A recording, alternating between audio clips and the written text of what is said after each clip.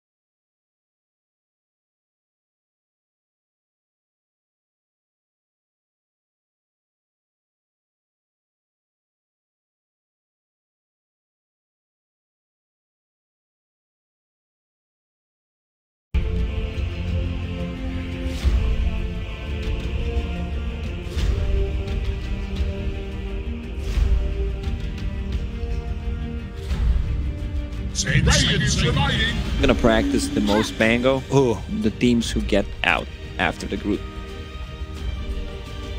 They're gonna have the most time. Yeah, especially if they already have like that next event lined up.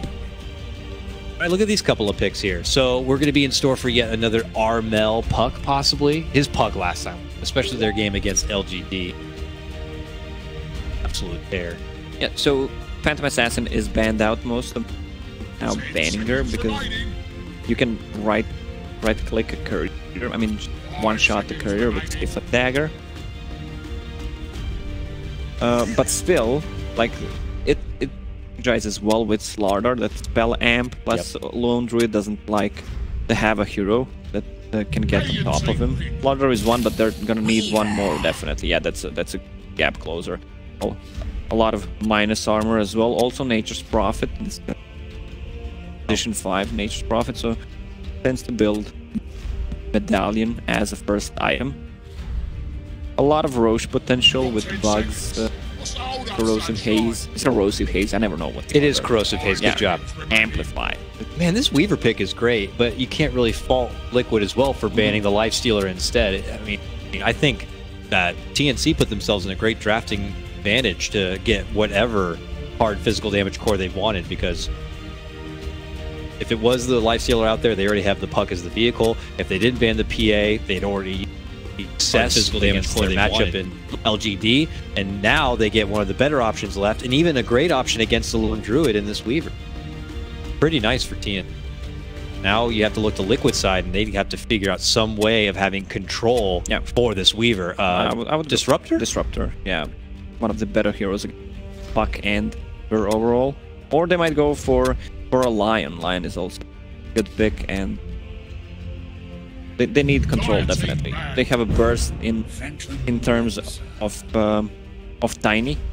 Beaver is really vulnerable. Tiny. Into a lot of stats items, power threads. Love to skip magic wand, Dragon Lance, tank up. So Phantom Lancer, good pickup by Team with Tricore. Yeah. Then we have the answer for Phantom Lancer. Last hero will need counter drift.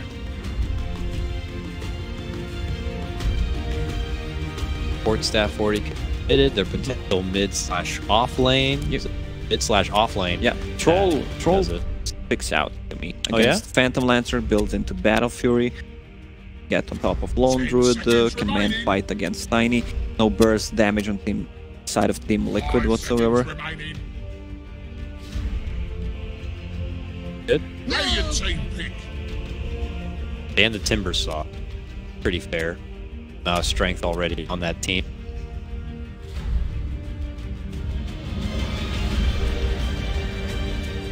Yeah, Armel played it. Yeah. He destroyed the game, but it was a good Timbersaw game to start with. 10 seconds remaining. Liquid are on it as far as the bans go, but, you know, again, TNC seem to find a way to weasel themselves still into a pretty solid pick. Controlling pick? Oh no, they're going to go with the Chen on this one. So, doesn't feel like it's as heavy in control, unless you have the appropriate creeps, of course, but is it just more emphasis on their early game? I think the reason why they went have something to fight with early on, and also the supports are really 5 seconds remaining. good, and Nature's Prophet.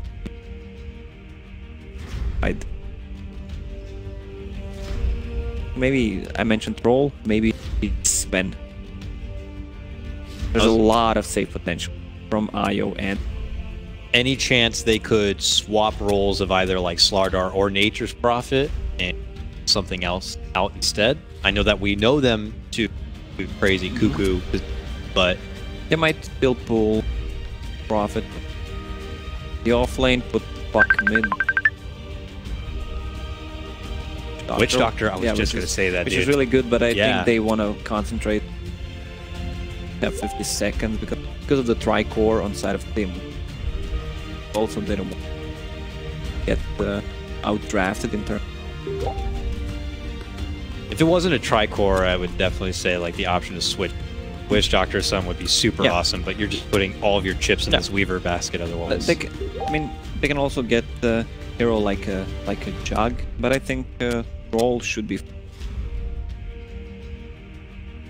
adds a lot of damage to be.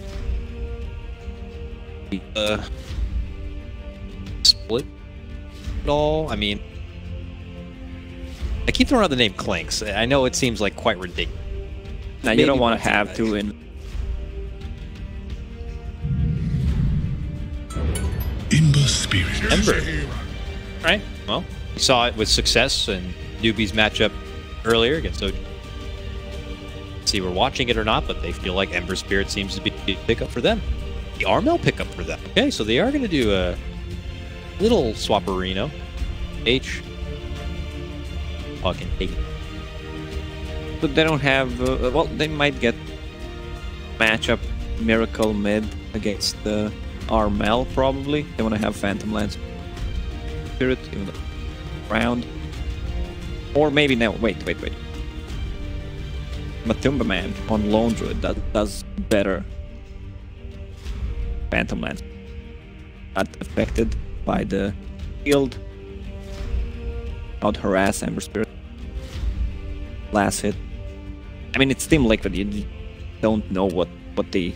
I can throw out ideas Yeah. and what's good, but still. I don't even know if I put it past TNC, like, for them to just like, okay, if that's what they're thinking Liquid will do, we'll just put the Weaver mid lane. I don't know. The thing is about the Ember Spirit is they don't have anything removed. Don't want to waste this combo, but there's just the Spirit Lance. Prepare for That's battle. that's it. You don't want to commit trying the tiny combo. You want to get some bursted down, either a Weaver or a Puck. All right, let's get into it. It's heat number 4 of Group A action. This is day 3 of the group stage. Just one more day remains until decisions and outcomes are going to be solidified. Yeah. Bottom 2 eliminated, top 2 to move on, and both these teams right in the middle of the road. A win here could help them in contention for possibly a free pass into the main event. The loser may be stuck in a position where they'll definitely have to play in the breakout bracket. Still a very important matchup. Both these teams, I don't know. I mean, this is really up in the air.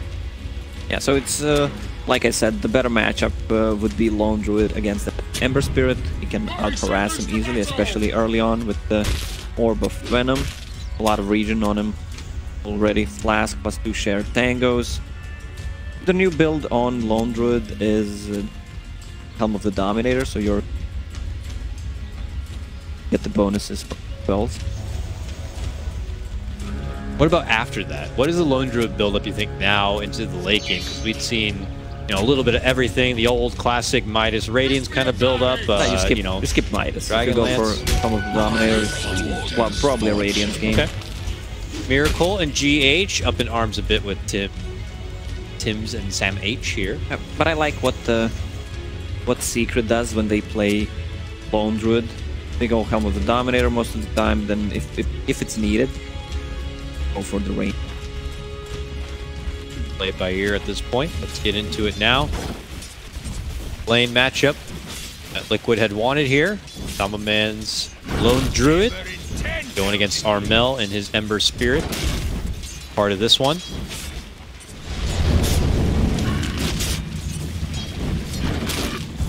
Let the trades begin here.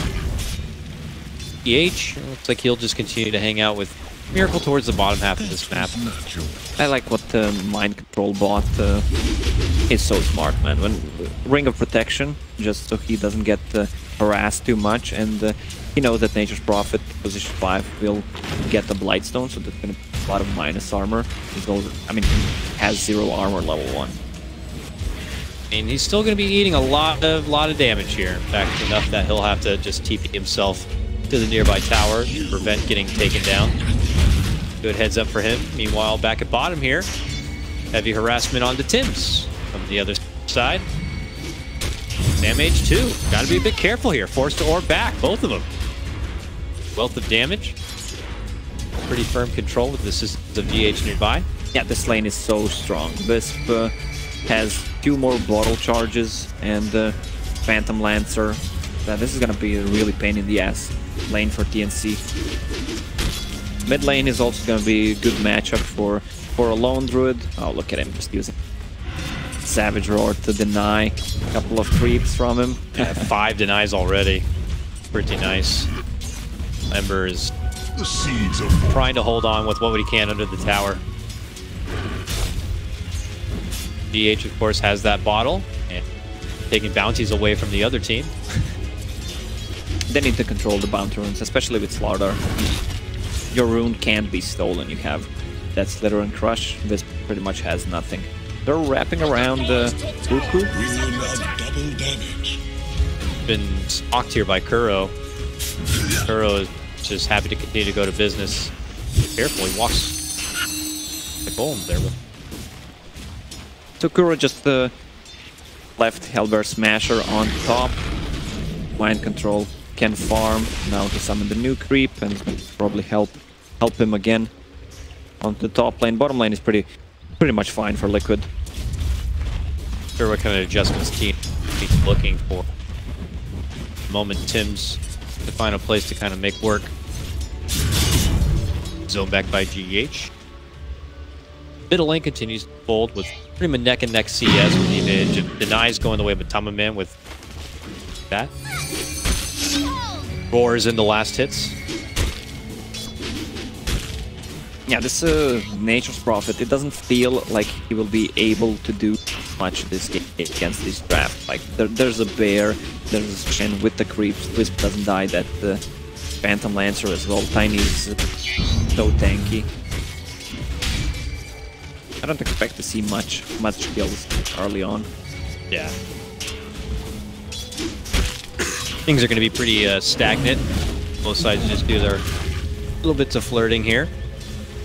We are going to see a rotation, though, from GH back towards the mid lane now. An approach onto Armel. Could be successful. A few more Spirit Balls. Boom. Not even necessary. It's Kuro who's going to score the last hit at that point. Cuckoo teeping in on the action right now. Are they going to want to continue their approach? Yeah, GH tethers himself towards the bear, and the right clicks will help secure it. 2 kills now for Liquid already. We were just saying we might not see a whole lot of action, but Kuro begs to differ. Yeah, there's not going to be too much action also coming up from TNC. Slardar is just level 1. Still so underwhelming. What is Puck sitting at? Level 3. I guess he was just Puck to get some XP. They're going to need to wrap around. and try to get the hands on Io, otherwise they really can't kill Phantom Lance. Io already with a bottle, magic wand, raindrop, and fairy fire. It's pretty impossible to kill him unless they rotate the Nature's Prophet as well. Yep. Hefty damage here onto Miracle, though, with the orb. There's the level 1 sprint. He looks to go for the crush. A quick doppelganger out the other end. GH is on the way, but he's still a little too far. Assistance coming in from Cuckoo. Should make it the easier, but it's taking too long. GH should be able to show up, and he will. Shows up, hits him up with the heal, and everything is going to be fine. Paramedic GH is here with the CPR. That's going to be a double kill for... Oh, man. And they're looking to go for Sam H, and they'll get that one, too. GH is so low, they'll finally bring him down, but it's cost them a bit too much. Cuckoo could be next to drop. Miracle hunts within the trees to get a hold of him, and it looks like they will be successful. Or will they? Tim's rolls on in. He's got a new crush. Cuckoo is still trapped against a hard position here and against the tree. Rounds the corner, but here comes GH once again. He's going to be able to get the job done. And everyone wants to come down and party a bit. Armel's here. He wants to slice things home. He gets the revenge, taking down and popping the little whisk ball. Miracle just escaping from a side shop to get the... Cuckoo back again. But yeah, he might pay with his life. Has 15 sticks. Nice block. Body block, body block, body block. And he tries to hide within the trees. Miracle, there's certainly no way he can make it out from this one, right? Finally goes down. TNC, though, just sweating their ass off for it. Yeah, he was a bit greedy there. The tower's down now because of that. Trying to get the XP and try to defend the tower, but he showed on a lane, and Nature's Prophet already was out because he's level 4. They're gonna pressure the bottom tower, but this is gonna be a good trade for Liquid. Sorry, for TNC. Fortify to slow it down a little bit, but yep, TNC will be able to hemorrhage or stop the hemorrhage a little bit from what was happening in the push on the mid lane. Tower will be secured. DH shows up. While mid lane, hefty action. Yep. Oh man, what a play! Kuro is everywhere besides bottom lane.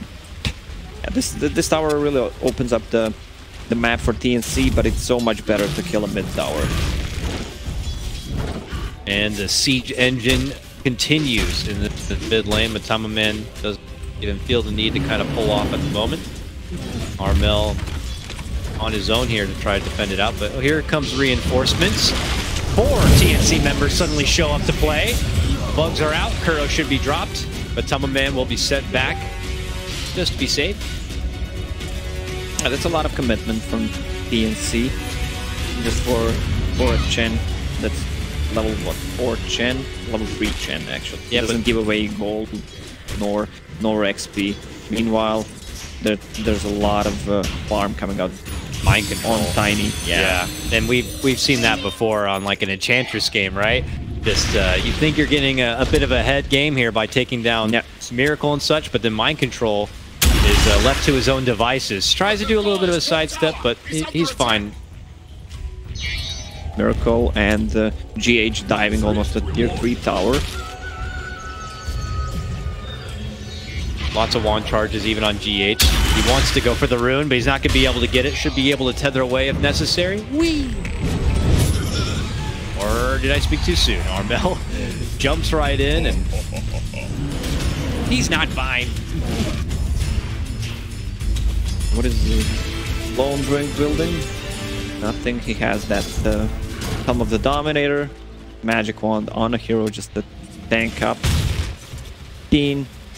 14, sorry, region per second on the bear. Like if you go for Helm of the Dominator, you don't need the Midas because it's gonna delay your Radiance, and they're looking into that Radiance timing to try to push and siege. Tier 1 seems to be next at the top.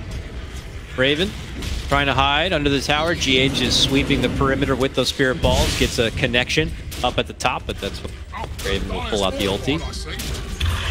Time-lapse himself to safety and leave Liquid to the tower. But that means that TNC could add extra pressure here on the bottom, looking to go for a Miracle. Can they get the finish? There's no way to escape, but reinforcements are coming. Mind Control shows up, they dish out the Avalanche, and they'll be able to turn it around. Armel now going to be the one to drop. Yeah, they're diving too deep, and he had 17 sticks charges already. You have a Wisp, has a Relocate, TP was on cooldown, so they can save him up. They should be careful about it. No burst damage on side of TNC. That's the big problem.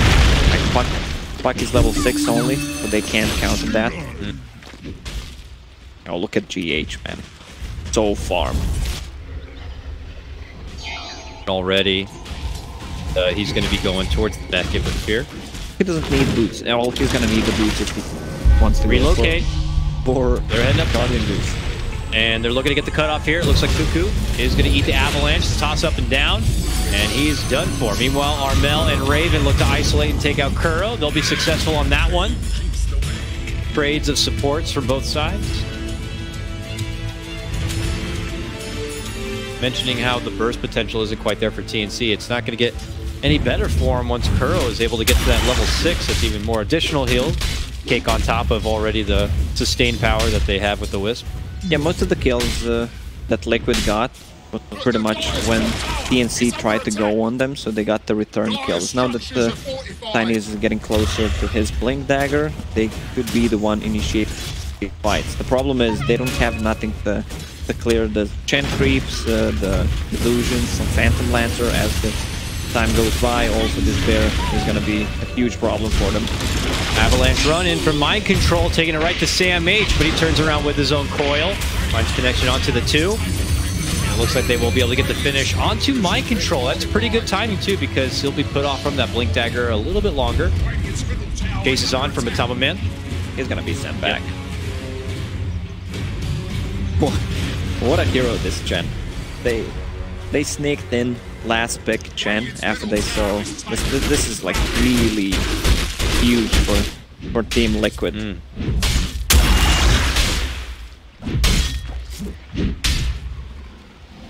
Tim's frantically trying to farm his way on forward here.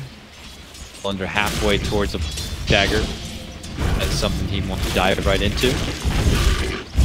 Yeah, I've seen a couple of Phantom Lancers the past 2 days going for that S and Y build instead of Diffusal Blade first item.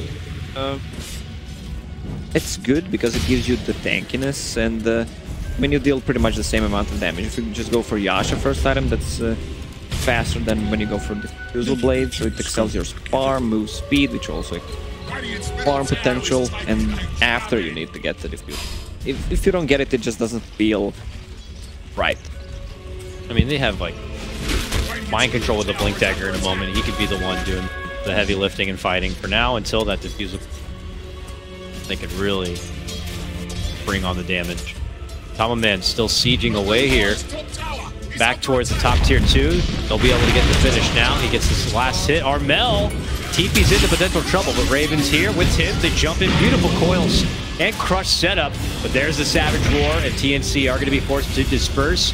Running to the back lines is going to be Raven. Can't quite find the isolated target. They're a bit all over the place here, trying to find a single person to be able to focus on. The first to fall will finally be Matama Man, but it does cost him Tim's. Now looking for the follow-up. It's going to be Mind Control next. And Liquid. Miracle coming into play. Could find himself in a bit of a ruckus here. Doppelganger's out from the Sprout. Looks to go for the immediate TP. And he's out of there. What a play, man. Meanwhile, they just continue to farm on the other lanes. Even though they lost the 2 heroes, it's still advantage 3k for them. The timing that Team Liquid is looking into is when they finish the Radiance. They're gonna probably have a mech on Io, since Chen is buying everything, doesn't even have boot, and they're gonna have a Phantom Lance, probably S and Y finished. I don't like the Ember Spirit build.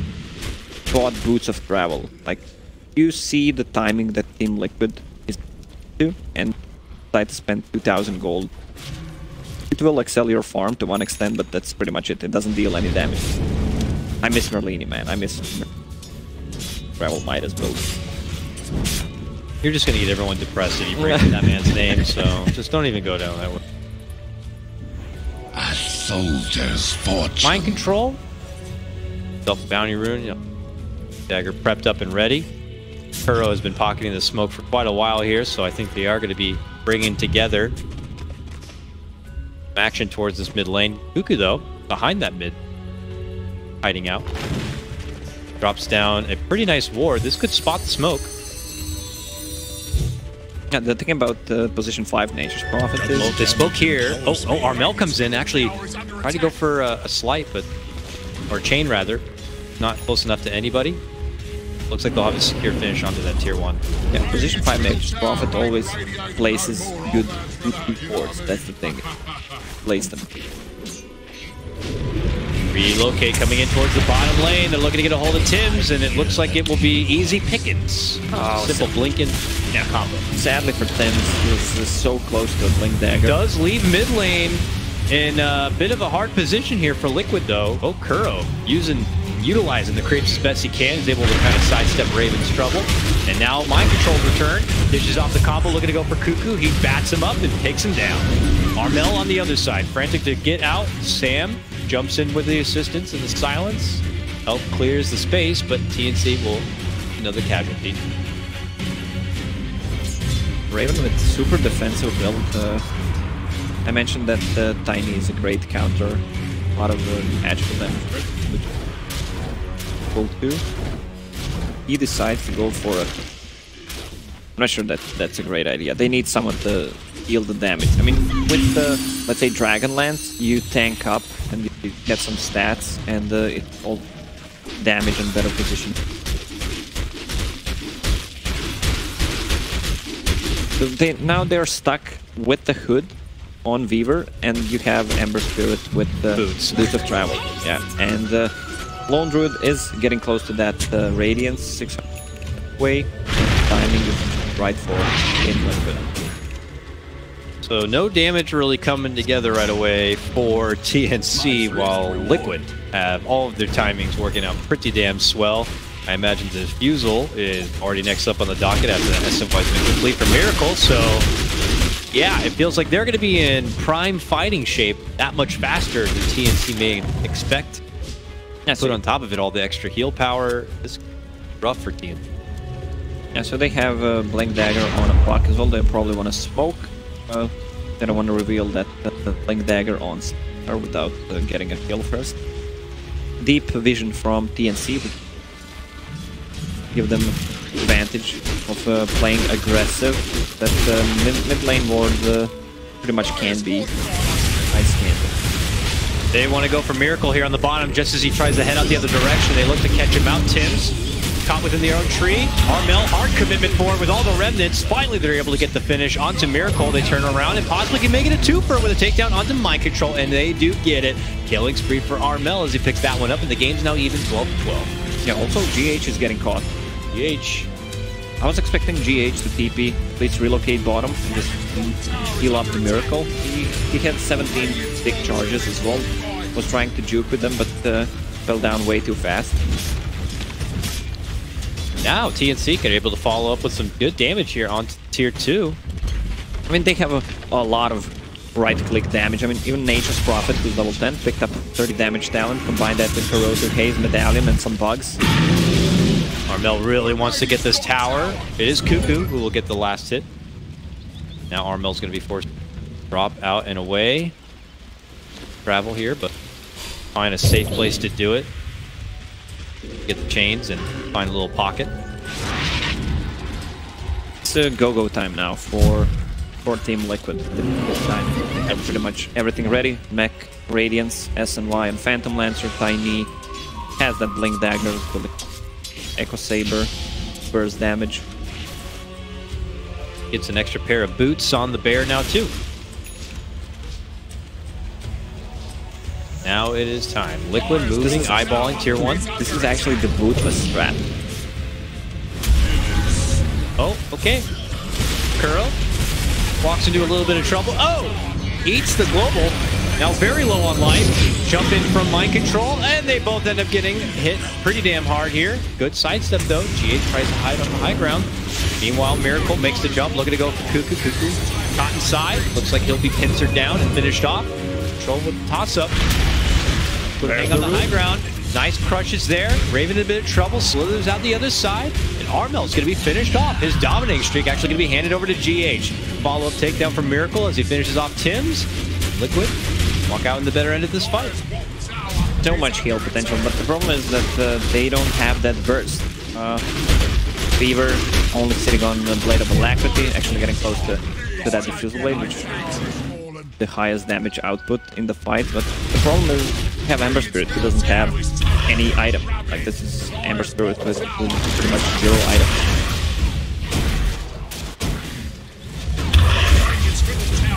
Right. Trades here as Cuckoo is back in action yet again, but Matama Man will just gobble him up with assistance from Kuro. I was talking about bootless strat for Team Liquid. You have a Lone Druid who doesn't have boots. Chen bought boots 15 minutes in. You have a Wisp who has no boot. What a time to be alive, man. You don't have to buy boots. And I can't remember what it's called. It's like being grounded. They say it's good for you if you get outside and get your bare feet on the old earth. I'm not familiar. It's supposed to be good for the body. Bare feet out in the earth soil. Here we go. Liquid moving inside the Roche pit now. Contention could be nearby. Raven already sending the little buggies on inside the pit. A jump out immediately from Mind Control. Oh my god, that fairy is gone. Yeah, Echo Saber with 30 damage talent, just way too much burst. Ouch. Plus a double damage. I didn't even see it because of too much stuff. Which means easy pickup there. Cuckoo watches from afar. Mind Control actually catches him, moves in with the stun, the toss. GH brings Miracle in on the action just after he picks up that Aegis. Things getting really nice for Liquid. Yeah, now it's go time. They have a lot of damage to the towers. You have Spirit Bearer, you have all those creeps, you have a Phantom Lancer who can be a frontliner, and you know that they can burst him down. So the only way for TNC to play this is to wrap around, get on top of Chen and Wisp, and then clear the others if possible. But it's gonna be such a hard time. Raven on the bottom lane just trying to keep the creeper. Maybe he even gets the chick. Oh, this is gonna be huge. No, quick fingers. He had just done this on the mid lane to cut it back and prevent Liquid's hard-on push. Now, same for the bottom. Liquid are going to be forced to not really advance forward the advantage they got themselves from that fight, but they still hold the Aegis. And we'll wait for a new opportunity. Yeah, Puck is one of the better heroes. Skip the creep waves, just use spells, and be the one trying to skip on the bottom lane. They have a lot of ways to do it, really. Puck and the Boots of Travel Ember, a Weaver. I mean, they can be very sneaky and sly on trying to cut these waves back. It's only going to get Liquid, I'm sure, a bit agitated. I mean, Liquid are not in a hurry. Anything Radiance coming soon for Spirit, but I don't think they're gonna care too much about that. They have almost full fight finished on IO, and they have Tricores which scale way better than... Yeah. Makes sense. Liquid on paper have a lineup that is just fine to play with time. Now they score a tier 2 tower. Why not just ascend into the mid lane and start to go to work on the tier 3? And with the extra overcharge coming in from GH, this tier 3 really doesn't stand too much of a chance. There comes the ulti from the Nature's Prophet to jump in now from the Puck. Coil even going to be committed, only catches on to Matama Man and GH. Miracle continues to go in onto this rack, jump in from Tims, finds the stun, looking to go in from behind, was Cuckoo, but then he gets blasted from Mind Control. They toss the Centaur in on forward towards TNC. And TNC now scamper away inside their own base. Yeah, use relocate, is gonna fill up the Matumba Man once he gets back. Full fight. Yo, Miracle. That's a dieback. Inside of their own base. Finishes off Cuckoo for a second time. And now these racks are done for. And we're not done yet. Liquid continue this party all the way up to the top lane. Still no Cuckoo for nearly 20 seconds. What can the others do to stop this? Moving from Orb of Mind Control, just blast down Raven. He's going to be forced to buy back. Is this already time for the GG call? Liquid want to see it happen. They're looking to move in. They pop off their new heals, and they begin to continue utter destruction here as they take down Armel, they take down Tims, and they take down the Rex. Because this could very well be it. Yeah, it's getting really close to closing out this game on side of Tim. Like, there is tier 2 tower on the bottom, so they can regroup. Still Aegis on Miracle. Has enough by a Reaver. Once he gets that heart, it's gonna be impossible to kill him. Mind Control. Oh, Mind Control will get the kill, but there's gonna be a lot of gold for Raven. 900. He committed a buyback there already. Imagine running away and having a giant tree just being thrown at your back. God dang. Yeah, I'm imagining. Okay. Yeah, it hurts, man. Okay, good. All right, Liquid now begin to ransack all of TNC's property here, limiting the shrines, taking out their ancients. What is left for TNC is just but one lane of racks. So that's AC. What L? Oh, look at his name. What? Click on the Spirit Bear. El Doge. El Doge, maybe. Nah, it's Doge, right? It's like one of the original meme dogs. Really? I guess Matama Man's feeling a bit old school with dankness. El Doge. El Doge is doing work in utter destruction. Yeah. Trying to split things out, though. Obviously, TNC hoping to extend the timer of what feels like inevitable doom, but they only have what looks like one more defense in them before they might as well call it. This tier 3 is gone. Soon to be the racks if nothing can be done. Sleight of Fist will come out. Sam H waits in the wings for the time to drop the coil, but here it comes, the Fortify. Anything else that they can do? Raven looking for those backlines, looking for GH. Jumping from Tims is pretty good, but he'll simply find his way back inside the base. They go ahead and get the instant takedown of Armel, and Armel's like, it's over. I'm not even going to look at the rest of my team play. And this one belongs to Liquid in a extremely convincing performance, I gotta say. This is pretty much one-sided, and I would have to say almost over and doing TNC's.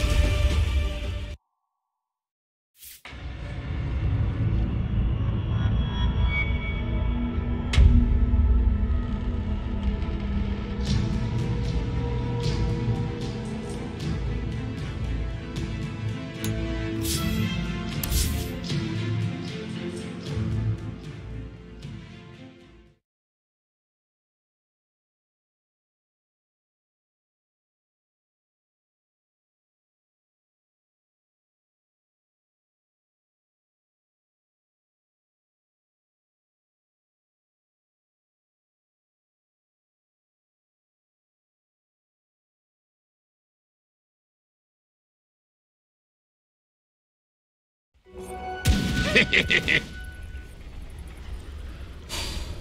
going to put Fada in a really good position now. Wait. Puppy has Midas. I didn't notice that. I was looking at that battle skill going, he used Midas in that fight. He has a Midas. Huh. Yes, he has a Midas. This is, it seems like the better teams nowadays are just abusing, just going for these, like, more 2-4 positions. Very aggressive heroes. Mm-hmm. Liquid oftentimes do that with Kuro and GH. We've seen that especially out of EG lately with Midas, or the Nature's Prophet in Misery. And with their core suffering so much in laning phase, it really was a good opportunity for those 2-4 positions of Secret to take advantage of the neutrals, get a lot of farm, and that's where a lot of the net worth difference comes in, right? It's bottom tango. Glimpse. Yeah, so gonna be caught here. He's trying to work towards his Blink Dagger. He's sitting at 1,300 gold. That will be stalled up after that death, though. Gonna be a tier 1 tower, though, likely for Mineski. Glyph is pop, but nobody in the neighborhood. Be a free tower, kind of set things right again as gold lead only not even a full 1,000 in favor of Secret. I'm still waiting to see Ice be a little bit more active on the map. 2-1-0 is the score. Now trying to work towards a mech, so going not a tanky like Vanguard build for himself, but is still focusing on the sustain aspect. You just don't see mech that very often. Yeah. As a whole, and in mid lane, he's going to instantly clear that creep wave. The Bloodseeker thought about it for a second. I guess if he gets Guardian Greaves, he gets rid of Sticky Napalm. But I don't know. I don't really see a ton of value in this.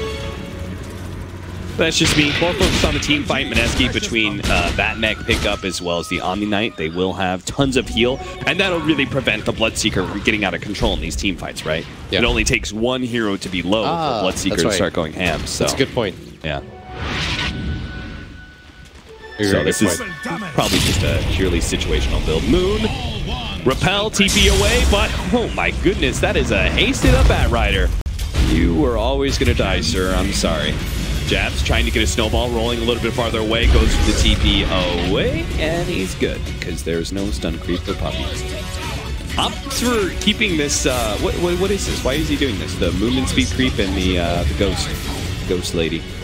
I'd imagine the move speed is just for his team.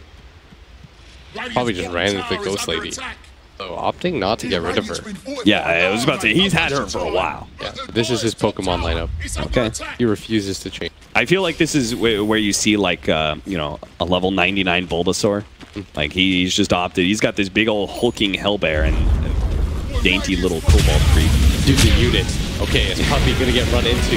Well, those creeps certainly aren't going to save you, but I'm not sure any creep would have saved you in that situation. Fada is going to try and get some sort of rebuttal, though. Sticky Napalm, couple of heroes, thinks better of it.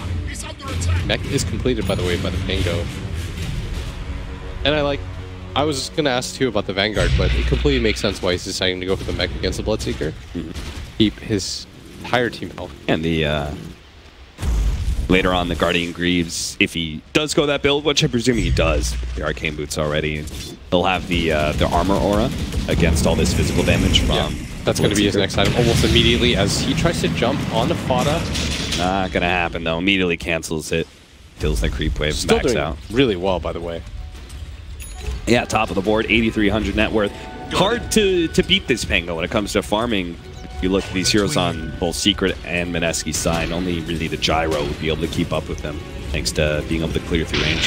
Yeah, it's just surprising for me, because I haven't really touched the hero how far ahead he is. That's a nice little bit of synergy there. Try and get some, take away the armor of some of the Ancients with the Gyro. To Heart Piercer. The good thing, though, is that Ice, like, he is so far ahead, and he needs to be because his supports are really far behind. Yeah. On the side of Mineski. But at the same time, like, do you really need a whole lot of items for Tusk and Disruptor? I mean, you probably want more than this because Puppy is... Bitch. Yeah. You're going to have more impact. These things matter as the game goes on later. Like, you want 5 heroes that have full impact rather than, like, 3.5. All right, William. I've got a mechanics question for you. I'm not going to be able to answer it. I know you love these. Dude, what's up? Well, I'm just waiting to see if Secret actually get a successful smoke gank first or not. No, they're not. Oh, okay. Gyro, by the way, decided to go for Ag's first item. Oh! Goes the Ag build. Just an innovative game overall. Okay, Ice, sitting in the trees with Moon, and they actually do pop the smoke here. And are they going to smoke themselves and wrap around? Oh, that would be such a cool play if they did, but... They don't have a smoke. They don't have a smoke. Okay, you get Spirit Vessel. You put it on the Bloodseeker. When he kills something, does that affect his heal off of it? I don't think he heals. You don't... Wait, I don't know what that... Do you think Spirit Vessel will lessen the heal? Or do you think that's not how the mechanic works? What, between... Blood Rage. His Blood Rage? Yeah, him healing off of Blood Rage hits. Killing him. Don't you just not heal if he's Spirit Vessel? I mean, that's what I believe. Yeah, I'm pretty sure that's how that works. Mineski, though, they're smoked up themselves. They made that play. Get a good initiation. They did try to make that play. The smoke is going to pop here. They're going to go nice for Puppy first as well. Go for the glimpse back onto mid one. This is a good combination. Rolling Thunder on through. He's going to nail mid one, blinking into him to make sure he gets that damage before the rupture. Goes back to Puppy to finish him off. Cool hero. When he gets to play like this, it's actually fun to watch. Not when he's in my game. I was about to say, I thought that was sarcasm. No, watching it played in pro games, he's a really fun-looking hero. I mean, you could just watch my pubs. So as Ice continues to just farm, gonna go for the hood, just opts to continue to tank up. No link hits or anything. I'm a little bit surprised instantly. he doesn't go the Lincoln. Just instantly clearing creep wave. Well, the pipe will be better for his team. A lot of magic damage coming out from the Earthshaker and the Bat Rider. Even got the silence damage from the Bloodseeker. Team looking around. Still a very close game. More or less even. As Ice continues to top the net worth charts. Ace is going to be spotted here by the Disruptor. That's good vision. They're going to try and get the glimpse. Oh no, he just got a pill. If he hits the glimpse, then Ice would have immediately been on top of him with the Rolling Thunder, but Ninja Boogie missed his opportunity. Trying to be a little bit too greedy there. Did a little bit too long. All right, I'm trying not to talk about Pango all the time, but he did pick up level 15, which is pretty important for the hero. Okay. Because then he gets the 2-second shield crash. I think this is important. This is a unique experience, so we should talk about it. I'm focusing my attention on it too because for validating my excitement. I honestly don't understand a lot of things about this hero, so it's new for me to hear these things as well. And because we know roughly how the other interactions in Dota work for the most part, it's interesting to see for the first time, like, because there's no way they practice this. I know teams aren't really scrimming. You're in the middle of a tournament. If you are scrimming, it's against potential future opponents in the tournament itself. Yeah.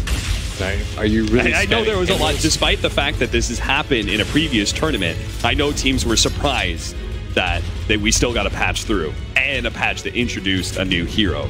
Exactly. So I think there was no way a lot of teams were expecting it's a to go gutsy down. call. Yeah. To just go for it as Bushi, by the way, not going for Maelstrom or anything. It's kind of a cool build though, the Ags, even if he gets lassoed. Toss out hits. Yeah. So he goes to S and Y. Do you think he goes like the really satanic kind of build? Rolling Thunder actually stopping Fada and managed to get the backline. That disrupts everybody. The Ice Shards are going to hold these people in, and now he managed to get right in the middle of everything with a snowball landing onto, and they're going to finish on the Bloodseeker. Pretty easily get the glimpse sack on a puppy. That's 4 down.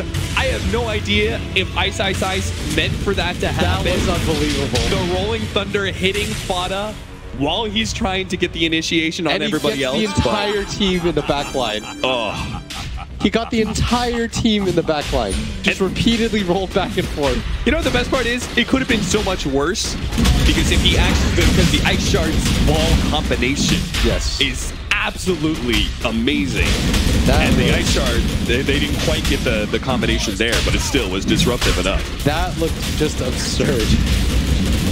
All right, well, I'm pretty sure people are banning this from now on. He completely stopped YapzOr from being able to do anything. Yeah. YapzOr just got ping-pong. He was like, oh, great. Don't get to play my hero. He's just like, good. I guess I'm just tossed up into the air. I am now the pinball in pinball simulation. That was so cool. And look at that roll in. Oh, that was no way that was intentional. Then he blinks in and catches everybody else. Yeah. So they can't even help Fada with the follow-up. That is awesome. All right, so Mushi, they got the Aegis, by the way, during this time that we saw the replay. And took a tier 2, so they did everything super fast. Yeah, full pipe, by the way, picked up now by the Pango. Our man of the match. Everyone very curious to see him as BKB is completed on the Ace. Gonna go for an S and Y for himself next, but it is now a 5,000 gold lead for Mineski. Radiance just picked up by mid one. So, looking at this game with the Bloodseeker, yeah, it's got to feel pretty underwhelming, right? He's trying to get the Rupture off, but he threw it off like as an afterthought. Yeah. And the Blink Dagger, I think, is largely negating this issue. I mean, I think just overall, right, the fact that we have an Aghanims build on the Gyrocopter, making him super tanky alongside the S and Y, the fact that we've got this sustained build from the Pango, it just seems like it's so hard for this Bloodseeker to ever get enough damage into these fights to kill one person. Yeah. And if you can't kill one person, then you're not going to get that heal, and then you can't just keep on fighting. I mean, I want to see what a fight looks like when Fada doesn't get bounced. Yeah. And nailed the moment he blinks in. Yeah, because the initiation is going to matter so much for both teams. If they can get the burst off, which is hard too because of the Omni, but if you can get the burst off, and you get a Rupture, just immediately blow up a target, then things are a little bit different. Well, there's yet another target that can't really be blown up. Moon. Picks up the Aeon Disc for his Omni Knight. Yeah, they're making it so this hero is like pure utility. And he's got the 90 damage too, so he is definitely a threat when it comes to right-clicking as well. It's like pure utility on this Pango and this Omni Knight. Just like everyone's so tanky as a result, and yeah, they might even decide to go for the high ground here. Yeah, Secret. 6k gold leads and Mineski. What's your response here? They've got a BKB on this Bat Rider, so you have to be careful. Mushi can just get dragged back. Yeah, that's exactly what they're going to do. They're going to try and pull him as far as possible. So the Rolling Thunder is going to come through. The BKB from the Bat Rider will protect him, but Ice can't really get a good roll in. Is trying to go for a mid-one right now, but finally Mushi does end up going down. Mid-one is now going to turn against Ice. He's actually sent back to base by Pumpy, so he will return in a moment, especially with Pango being knocked up in the air by the Torrent. He's going to be able to get out of range of that one while Mushi goes for Ace. Is going to be able to bring him down. Pumpy's going to be up next. Mid-one back into the fight, but all these heroes are far too healthy from Mineski for him to be able to do much, especially if they lose more. Yapzor needs to be able to get a good Echo Slam in. Finally gets one, but it's only on the Ice, and they walk out of the silence. Finally gets the Fisher down, but Mid-one is going to be able to take down at least one. Now Fana is going to be in some trouble. Pull back right as he was about to land with Shield Crash. Ice is quite low. Mid-one is playing in and out of this team fight. He knows his heroes are low, and all he has to do is pick and poke at them until they finally fall. Now the silence is going to go in. Mid-one committing a little bit more onto Bushi. Here comes the boat. Oh no, the Shield Crash and managed to finish him off the Blood Rage. It meant that Mid-one dies so quickly, and Mushi is going to stay alive. The heal comes out from Moon just in time, and Ice has Ace at his mercy. He's going to be stunned up by Yapzor. Torrent follow up, but no, he actually jumps out of that one. Goes to Rolling Thunder, blanks right on top of him. Hits him, and TP's on his way out. You can't stop that one, Yapzor. Moon keeps on making his way away. Mushi protecting Moon just like Moon protected Mushi, and he's just going to need that protection too. The repel, protecting him against his magic damage. Fodek gonna keep on trying to chase him as much as possible here. Slowing him out with the sticky. Napalm has a Blink Dagger up, so he'll just keep on chasing here. But Moon will be able to heal him up a little bit more. That's why Mushi's gonna turn and fight. But the distance, a little bit of separation here, but now Fodek's gonna be slowed down. The Homing Missile's gonna hit him. He needs to send back from the Chen, but it's not gonna happen fast enough.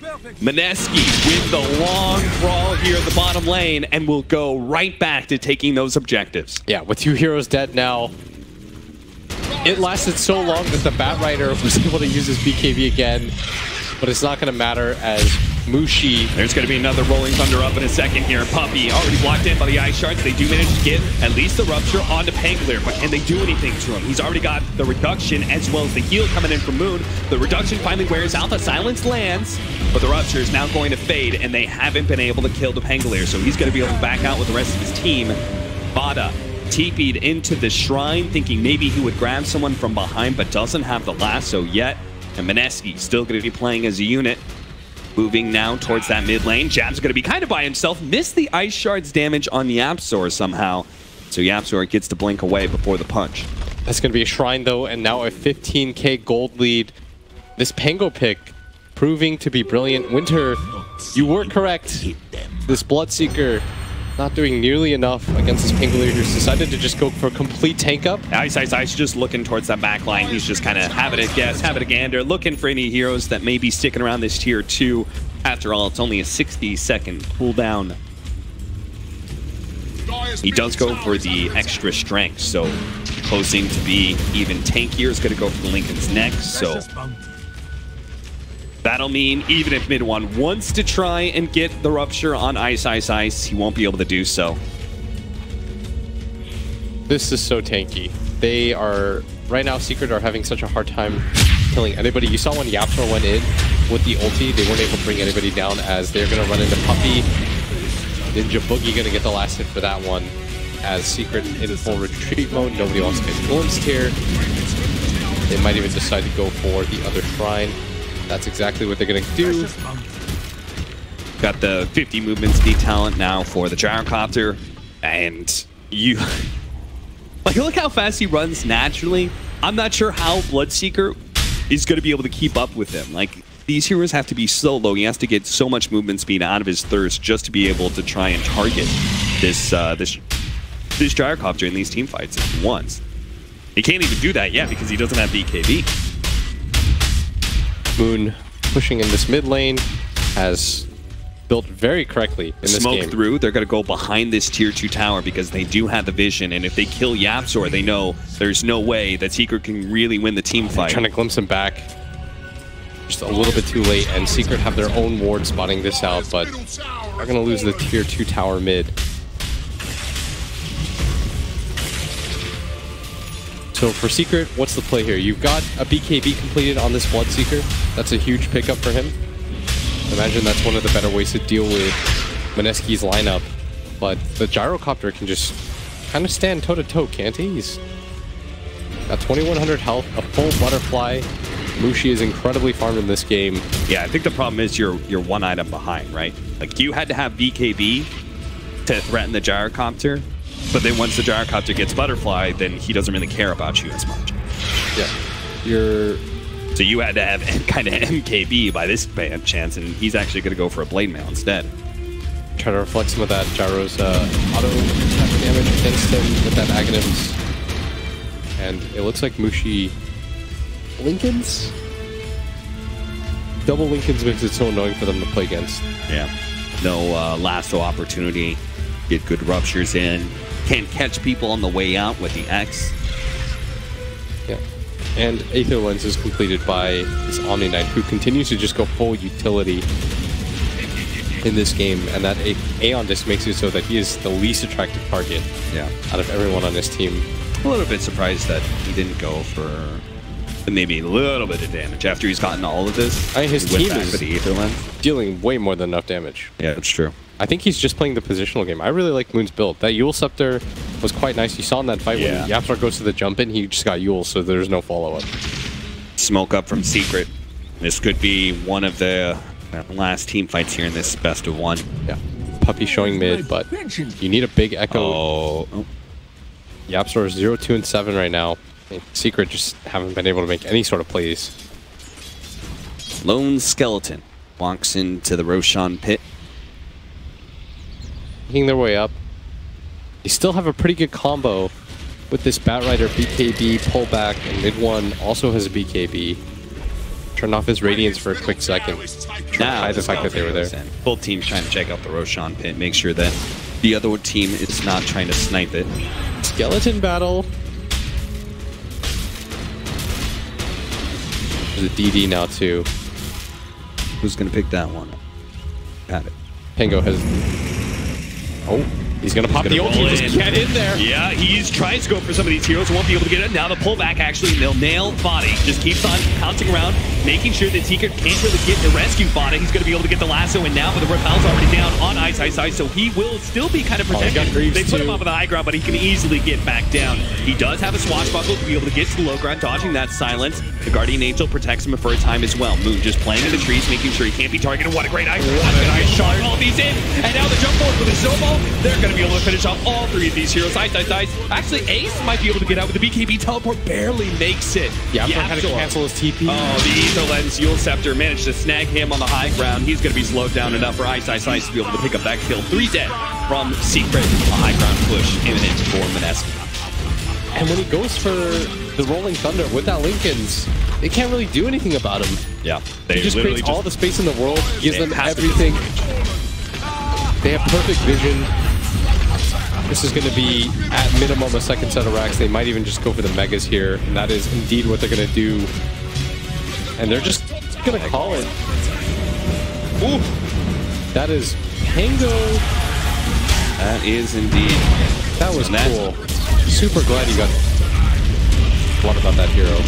And that is also Secret taking another loss. They are now 3-2 groups, while Mineski, they actually overtake them. They're 4-1. So wow. Mineski is actually tied up with Evil Geniuses in that top or second place slot VP for their of group course stage right now. VP of course, our first Evil Genius is the team that they're going to be tied out with. So Mineski, huge win here, and this is the beauty of best of ones, I guess, is that may only be a best of one, but it means you can pull out these kind of weird different picks.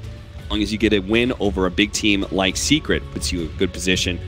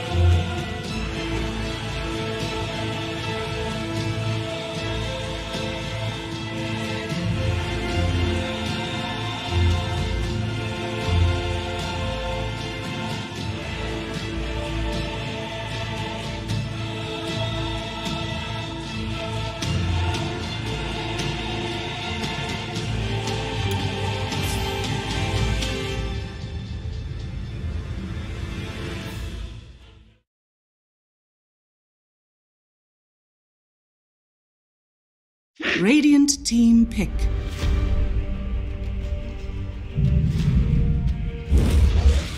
Choose your hero.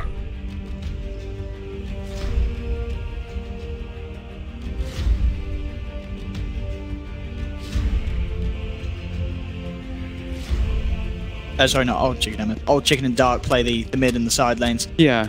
I mean, I guess it's like there's not really a lot of options, but again, they drafted a 4 protect 1 here. Actually, because wasn't Dark playing the off lane? He was and MS playing off the lane. safe lane. So I think maybe They they're are running. switching I think it. maybe they're running an aggro. You think that's what they're doing? I think That's they why they're might switching be. up because we saw. I don't remember seeing MS play Razor in one of the games. So they're switching it around a little bit. We'll see what think- lanes they do or go to, I think they want the Omni versus the Abaddon, and they want to match like Try versus Try somehow. and they will put Old Chicken on the mid jar. I think so. That's what I believe so. Which we've seen done a few times against Vibe. Oh no, they've swapped it around. Okay, swapped? there we go. Okay. They're messing it. Well, now Old No, but Chicken. now Old Chicken's Omni, and now Oh, now they've swapped there it we go. around again. There we go. There we go. I think that's what we expected. Put Okay. Old Chicken to be playing. No, now they've swapped it. Okay. Haro to be played by MS. Dark to play in the Omni Knight. This and is the the mid. more- That's that's the more what you normal. expect from the. They probably were contemplating though. Sure. They probably were You think they were deciding. like- It's like yeah. we could run this. Oh, we and they've could do changed this. again. Yeah, I think they're. I mean, they're just. Come on, lad. I mean, Old Chicken's not staying on the Omni Knight. That's one thing that I think we can be sure about. Out of these three, surely Old Chicken's not going to be playing the Omni. I mean, mate, you never know. I mean, dude, we'll see. Let's see. I mean, sure. Chicken will. No, they swapped. Versus a Viper. This is a bit scary for He is Gyro. playing the Omni. It's an old. No, he swapped, didn't he? He No, did not didn't. swap He yet. did not swap. Old Chicken is playing the Omni Knight. And it's okay. So Pugna mid versus Viper, and they Okay. are running aggro tri lane though. It looks like at least. That's what I would imagine. No, I think They're running an aggro. They definitely putting. Okay, they they're want the definitely Omni putting versus. Dark mid. All They right. want Omni versus Abba, and they want to match up the tri lane because Which is otherwise it, Omni yeah. gets nothing top. because as we said, well, Dark has been playing the off lane, so Yes. now he is playing the mid lane. So they are switching things up. I mean, as we've seen, it's not really working. They're Oh, trying to level do different, but they've walked into this straight away with a 2-man power strike. Yuna will fall as Newbie find themselves first, but Kaka kind of trapped down here. Will be able to cut his way around the tree line, trying to get out of it. Moogie getting low, trying to mount it with the right click. They come in with the power strike. They've lost Moogie, but Newbie have claimed a second. Still though, MS and Dark looking towards SCCC and Faith. They don't have quite enough control. It's a 2-2 trade-off. And Faith got first blood. They did. Managed to get the first kill in that engagement. But yeah, so a switch up. Any regen expended, by the way? No. What about on the side of Still two Newbie? cool tangos. No one used any regen whatsoever. No. Did Kaka did cut through a tree though? Pop a tango. Oh, maybe he did. I think he I popped. think you're right. He popped one tango. He popped You're one right. tango. You are right. There we go. And I think Faith has got one as well. So like we were talking about, they want to get the Omni versus Abba. So that is why they're setting this up as a aggro. And Newbie will claim 3 bounty runes. KP was able to actually get that one versus the Omni Knight bottom. No wait, yeah, he pulled the tangos just. I don't know. There was tangos going somewhere. Someone cut a tree down. Okay, whatever. Yeah. But I'm interested to see how this works. I always like this, you know. When a team is struggling, they try something different. They're trying it. See how it goes. Not really going to look too much at the 1v1 matchup. This one is kind of trade farm. It can go both ways. I've actually seen different players say that it's the Omni Knight favorite and other players say it's the Abba favorite. So they're already pulling the creep wave as well. So it's going to be a little bit messed up off the bat. And the top lane's going to be the fun lane anyway, right? Yeah, for sure. Especially with Faith and Kaka there looking to have that sort of chain lockdown. So MS has Flak level 1 because of the level 1 fight. So they're going to push the lane in heavily with the dual breath as well as that right off the bat. It's level 2 already on the Kiro. Some harassment here onto Kaka. Kaka does have a burrow. In fact, he's going to burrow himself though. short. He can't get himself quite out of the shards. Oh, but they Yuna. do manage to get the grab onto Yuna, drag Yuna underneath the tower. It's a 1-for-1. All right. Both heroes trade their lives away. Lane, Dark. Already 6 and 3 last hits, the 2 and 2 of Viper. Having that extra base damage and decrep is always going to at least have you be a bit ahead of the Viper in last hits.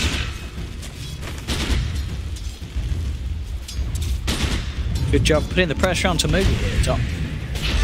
Kinesis does come in, holding him close with the power strike. Moogie going for it with the right clicks. MS pops the stick charges. Moogie himself getting very low. Sure, he'll kill the Gyro, but it'll cost them the life of the Luna again. Trading heroes, a part for a part, support for support, a core for a core. Like we said, the fun lane. Pretty chaotic indeed. 6 heroes. Old Chicken doing excellent down bottom. At the edge yet. Yeah, he's in the safe lane, and I mean, Omni. Yeah. I mean, it's like I'd say it's like a 55-45, maybe a 60-40, but I've seen Abbas win the matchup, like I was mentioning, so. Old Chicken doing really well. So 2 other lanes are going very well, and top lane is just full out battle. Boogie is trapped actually with inside of these shards with the trees. Yeah. The snowball. Very low. Moogie trying to turn, but indeed with Destiny breathing down his neck with the fire. And pushes the Luna back. Look at that. A bottle picked up on by the Jakiro early on to be able to try to sustain up in this top lane. And in this, when you're having try versus tries, it's always value. Wands are your friends. Always have sticks and wands. You see everybody kind of sitting on like 9 stick charge, at least for Kaka. Faith really wants to be able to get that as well. Got to make a long walk back to base, the 2 supports of Newbie, as it seems as King Gaming with the pressure, and now able to get damage onto this tower. Moogie left all on his own for the time being, and they know they're hunting for him. He went for that Lucent Beam, but that gave the vision for the homing missile to come through. Go for any other follow-up, just trying to keep Moogie at a distance. They have no regen right now. So Kaka has 3 tangos, and Faith will purchase some more before they go back up top, because Moogie has none whatsoever at the moment. Be good at the start of the game. Trying to get in, but very fast TP back, so Yuna has to be a bit careful. Backs himself away with Destiny by his side.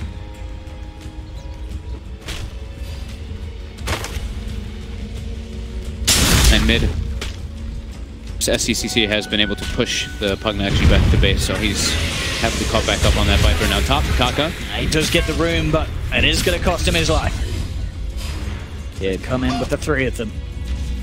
Down the Sand King. Oh, a regen rune top. Destiny's real happy here. Bottle refilled.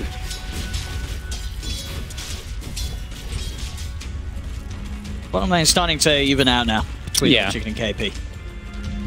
Old Chicken has more. It's the sustain in the mana cost at least. His shield is pretty expensive. Top again. They try and go on Yuna, but Yuna's ready to turn. He's got the back of the Destiny and MS. They move towards Moogie. Moogie will be able to get the kill on Tusk with the Lucent Beam. Black Cannon brings Moogie down pretty low, not quite enough to kill him off. So this time Newbie will take a kill without losing any lives themselves. And they're trying to. Keen was trying to take advantage of the fact that the Sand King's not there, because Kaka actually rotated mid to put down that ward for the nighttime. To be able to have the Viper hit uphill and see whenever those blasts are coming. Look at this Yuna. They can do if they catch out SCCC, who is now starting to hold his lead against the Pugna. Yuna just refilled Dark's bottle, and this might catch SCC off guard. He's got a Fairy Fire and Wild Charges, but it's pretty low. Snowball comes in the quick blast. No chance for SCCC to stand alive against that. Yuna's Tusk is the one that he's been very active on when I've been seeing them play it.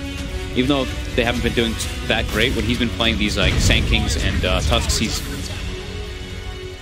very willing to make movement around the map constantly. Bottom, Old Chicken, trying to give KP a bit of a rundown. He's down pretty low. Yeah, he's got the 3 points in the degen. Continue to try and chase, but KP will be able to break himself to the distance, but there's backup in for King Gaming as Yuna and Dark turn up for a bit of the action. Old Chicken makes sure that he still gets the kill. Get the purification. It's funny when they have like, you have degen versus Curse of Avernus, because you saw he gets like the 1 value hit from the Curse, he's actually able to outrange the Omni, but yeah, like you said, the support comes in. Keen. Taking a 1k gold lead. K experience lead as well, early on. Trouble up top, look at the chase coming in. Uh-oh. That homing missile, the damage from Destiny, is it enough to bring him down? He's trying to get himself back underneath the tower, but the flat cannon there from MS. Get themselves the pick up onto Moogie. Mid lane, Dark putting some heavy pressure onto SCCC with his double damage rune. Yuna's coming in as well. They're trying to chase down this Viper with 1 more Decrepify. Yeah, he's got a raindrop. Oh, he does. Can they get the final bit of damage from the life drain? They can't. Burst Strike comes through. Maybe with the snowball they can. They do. They get the kill. Question is if whether they can get out though. Dark try and go for the self-decrepify, but Faith and Kaka are there with the Burrow Strike. Will be able to punish Dark for going for that kill. Good aggressive moves, though, coming out from them. The rotations, like we're mentioning, Yuna on the Tusk. Very aggressive, and because of this, the supports are kind of having to keep rotating on the side of Newbie, which is leaving Mugi alone top versus a Gyro Jakiro. Jakiro dishes out a fair amount of damage when you've got levels. That dual breath still does kind of hurt, so these lanes working out for Keen at the moment. Some good pressure on indeed. Back up to the top lane this time from Dark as the Pugner looks to join forces with the teammates. See if they can finish off this tower and maybe even get some kills out of it as well if Newbie do far forward. He has a Sentry Ward just out of range of clipping that Obs behind the tower. Right on the edge. There's the opening for the blast. Dark will reveal themselves. They get the tower. So they can try and chase for more. Homing missile onto Faith as MS and Dark close the gap onto the Rubik with a Decrepit Fire Rocket Barrage damage. They'll claim the life of Rubik. Sick Destiny though. Will go down. Dark's chasing. Close the gap with the Decrepit Fight. Got Yuna here as well. Mugi and Kaka. They may have killed off the Jakiro, but it's putting their Luna's life in a bit of a risky place. The shards will come out from Yuna. Block them off the infused raindrop. The raindrop in one. I think it's going to be enough to save him. He's a little too speedy with those brown boots. Just gets himself out alive, Mugi. Having both that wand, the heavy stacked up wand charges plus that raindrop, just enough. But they lost their tier 1 already. And that's 10 kills already for Keen. And look at this, they're making these rotations right away. Old Chicken giving the vision here with his invis ring. If they can find a target to dive in upon, SCCC being pretty far back at the moment. Faith will show up. And the shards too. They do get the block on him. But it's going to go straight for the TP out, and he will make it in time. Now they know that this Omni Knight's invis too. SCC just ran into him. But this mid tower, it's dead already. The 2 early towers for Keen. Yeah, getting a lot of pressure done with this Jakiro. Yeah, and I mean, they're playing ahead now versus a Luna, so this is always going to be a good feeling. And really wants to play ahead in net worth majority of games. Has Eclipse ready now. But look at this Keen, continuing the aggression, moving Old Chicken up top. KP gets some space bottom though. Get done it. Bottom, Yuna. Over upon by KP. TP down here too. The shards actually get blocked bad in the way. At the top. Called out onto Kakum with the repel on MS. There's very little ways that Newbie can hold him back, but there's not enough damage. Oh, the Eclipse. And here we go. Mugi look for the turnaround, able to take the Jakiro down, and also the Gyro will fall. Caught underneath the tower. Diving in just a little bit too far there, Keen Gaming. Yeah, that was, I mean, way too aggressive for just a Sand King, right? When you're going past a tier 2 this early, it's not even 10 minutes in. Did have the lead. Do still, but it's slip away with those sort of plays. It was a costly death too when you're ahead. Ends up giving a lot back. So now they do have Faith is level 6, so he's gonna be able to steal Purification at all times. It's gonna really help them to be able to protect Mugi. Old Chicken doesn't want to let him keep that Purification. Jason, telekinesis to try and track back the Omni Knight, but there's Dark with a wraparound. Fine Faith. KP's now complete for Old Chicken. KP's been getting a lot of space though from this, since Old Chicken's just been kind of running around the map and putting pressure on elsewhere. He can pretty much kill this tower now, and Yuna being chased out. Old Chicken will start the TP in. Kaka wants to secure the tower. Catapult will also. Get Kaka. Hang around with this. Kaka does have the backup of KP. Aquatic shields upon him. He's got the Sandstorm. They're rotating. For these two to find him. Newbie's trying to get some kills out of this here. Viper's moving down. They'll realize here with the way they're aggressively running in, but the question is if they can actually get themselves out of it. Yuna getting himself with the snowball, but he has been surrounded. Top tower's getting threatened though. The Pugna and Jakiro, you see the 3 points in Liquid Fire. So that's their focus pretty much with this Jakiro pick. Just wanted to get all these early towers. TPs are coming in though. They've got to get out of here. Keen Gaming, they back themselves away. Kaka turning for the target. Call down comes in from MS as it back. He's the one that wants to try and turn up to this fight. They're trying to get the Jakiro out of there. He's ticking down incredibly low. Will he make it? Dark is surrounded. Looks to try for the TP, but the Viper strike damage from SCCC is enough. He wants to try it. He can't quite get close enough there because of the homing missile stun holding back SCCC. Maybe they've lost one. Kaka to run himself away. He's already used the Burrow Strike. Quick Purification and a hammer slap from Old Chicken finishes off the job. Old Chicken's having a very good game with these phase drums, just being able to run at people constantly. Now KP Does not have borrowed time. Still on cooldown for 30 seconds or so, and that will mean he's out. Mugi TP's in, but Eclipse. is it going to be enough? He's looking for MS, but MS keeps his distance. Now Old Chicken's just going to run down Mugi. He's going in. There's no sort of saving for Mugi, and this Omni Knight is just running down heroes at this stage. Old Chicken got the lead, he's top net worth, and he's causing a lot of issues for Newbie. Now, Faith was bottom pushing out the wave as the Rubik and did not have TP available. It was on cooldown, so couldn't actually go top to be able to help out his cores. Good 12. Very back and forth, though. The net worth is just minimally in the lead for Keen because of the distribution. Their supports aren't very farmed, while you look at newbies. The Rubik and the Sand King are about 1,000 gold each ahead of their opposing.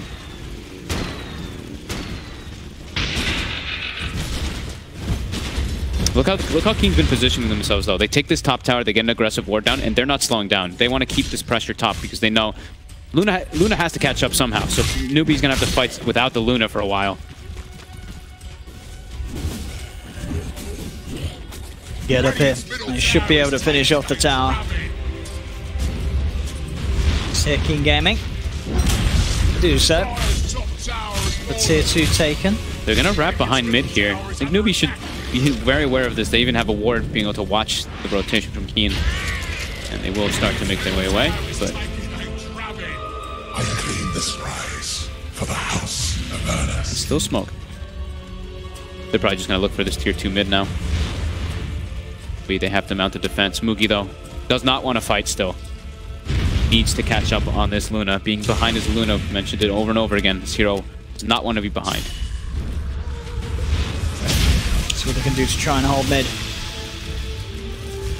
Kaka needs to blink. Not quite there yet either.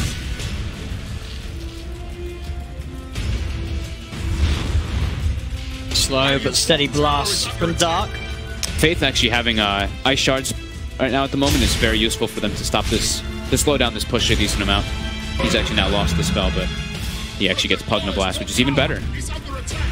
So you see, they're just trying to stall as best as possible, while you see bottom, the Luna is just trying to get as much off the map can. Faith a bit afraid to walk up into the wave. And they actually take the tier 2 bottom beforehand. And they actually give the last hit to Kaka too, who's now 200 gold for Blink Dagger. That'll give him a real way to start the fights, and Newbie, they get the deny. They're going to try and go in onto KP here. Cooldown onto SCCC, keeps the Viper backing out of it. KP tries the TP out of the borrowed time, but the Ice Path there to hold him back. Morphotic Shield will not be enough to save the Abaddon. Gaming tower and a kill. So, a lot of space for the Sand King, and we'll see what he can do the back of what will be a recently timed Blink Dagger in the terrain. They've been stacking a lot as well, as you see in this bottom area, for Mugi to catch up. The Mask of Madness, you can certainly do that. Jungle he goes. Up Newbie. I am fine to pick off with SCCC. Oh, Faith actually had the repel there. Did he? I guess he self-repelled, trying to protect himself. Or maybe help KP, but either way, Newbie, they're moving forward now. Yuna. Yuna, but Yuna does have quite a fair few around with him. It looks like King Gaming don't want to try and fight this though. They are straight away out of there. More interested in just trying to finish off next big items, but go and get that Aghanim's on the Jara. They do have Defiance now on Old Chicken, so alongside that drum, this is a pretty beefy Omni Knight. Probably something for Mugi here, it looks like, but it'll be very hard to catch up to. Tribute to my house. Get it, their eyes towards KP, but high ground. I'll try and push up the tier 1. Yeah, Keen's gonna go bottom. This is the last set of towers for them, and they don't want Newbie to just be able to catch up like this. But Newbie, they've got the Blink Dagger on Kaka. This is where they could look to try to take an engagement. He is farming those Ancients at the moment now too, with the Mask of Madness and almost Dragon Lance. Level 12 now too, so that level 2 Eclipse much stronger. 8 beams.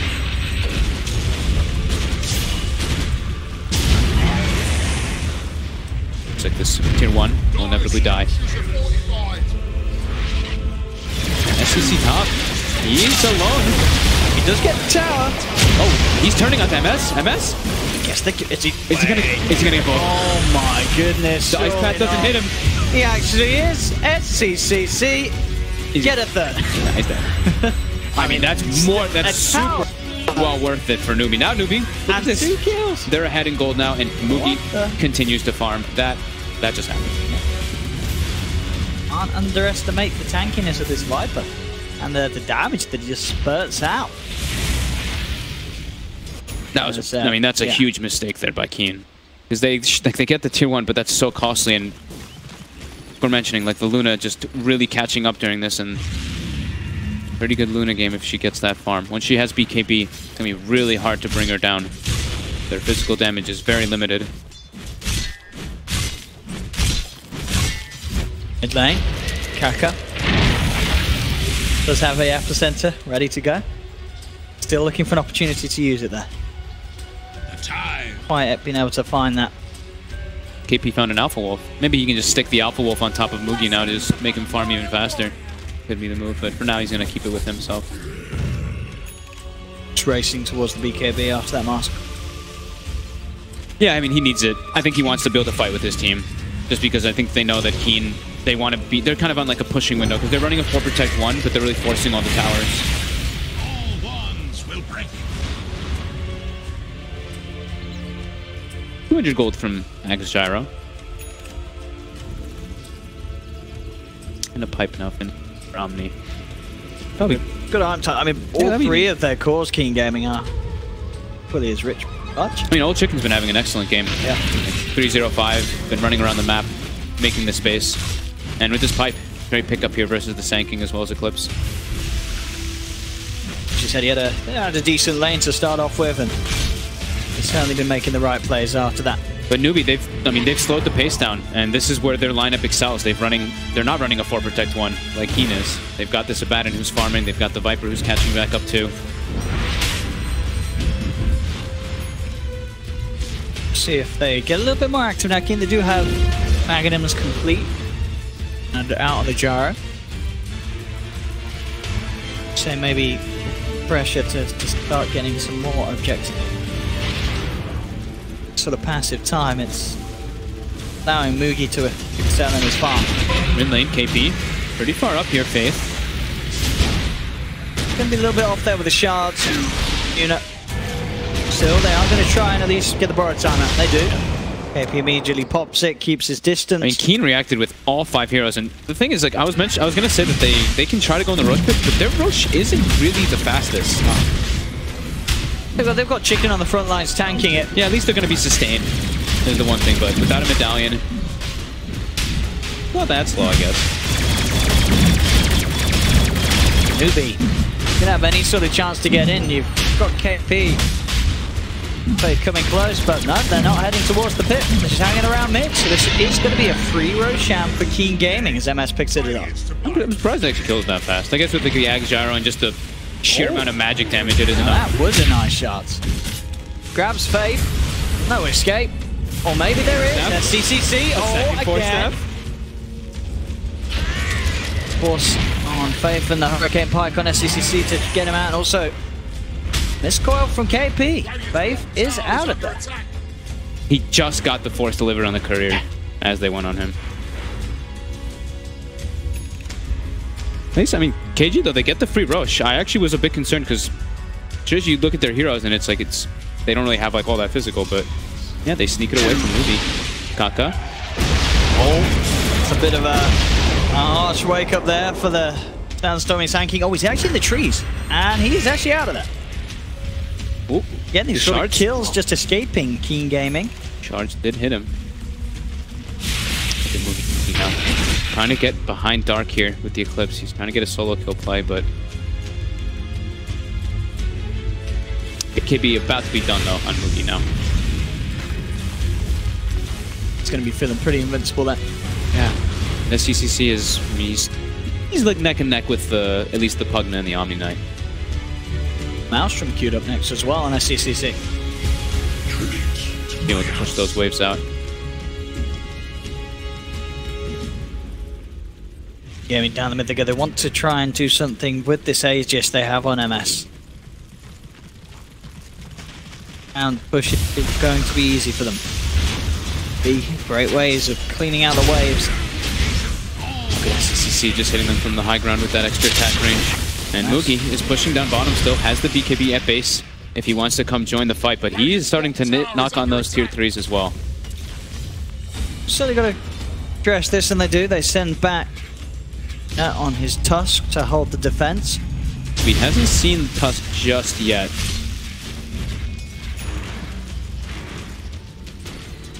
We'll push away. He sort of pushes when the potential entire lineup of newbies there ready and waiting on the high ground are very hard to do. I mean, Mugi's even with the Aegis. Mugi's so farmed now at this point, though. They've actually done a very good job of stalling the game out for this Luna.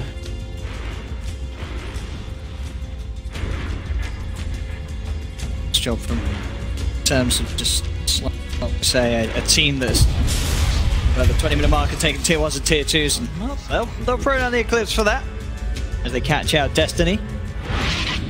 Little TP away. With the pace of the game, they're like, okay, look, Eclipse for a kill, doesn't matter. They're stalling out more and more for this Luna to take over. What do you think about that build on the Bugner as well, getting the early boots of travel this game? Speedy. Guess he wanted to just be able to stop in case of any of that, like the rat is coming out from Mugi, but it does limit him a bit, for sure. I mean, I guess he's doing alright in the gold. Yeah, he's pretty farmed, so he had that luxury of sort of going for these things, but sometimes that 2k gold could be spent better elsewhere, but if it pays off. It's very early for boots to travel. But I guess they are concerned about all this split pushing that newbies are doing. I mean, look at Kaka now bottom, cutting the creep wave, even from when they're pushing the tier 2. He just wants to stall this one out. Just getting himself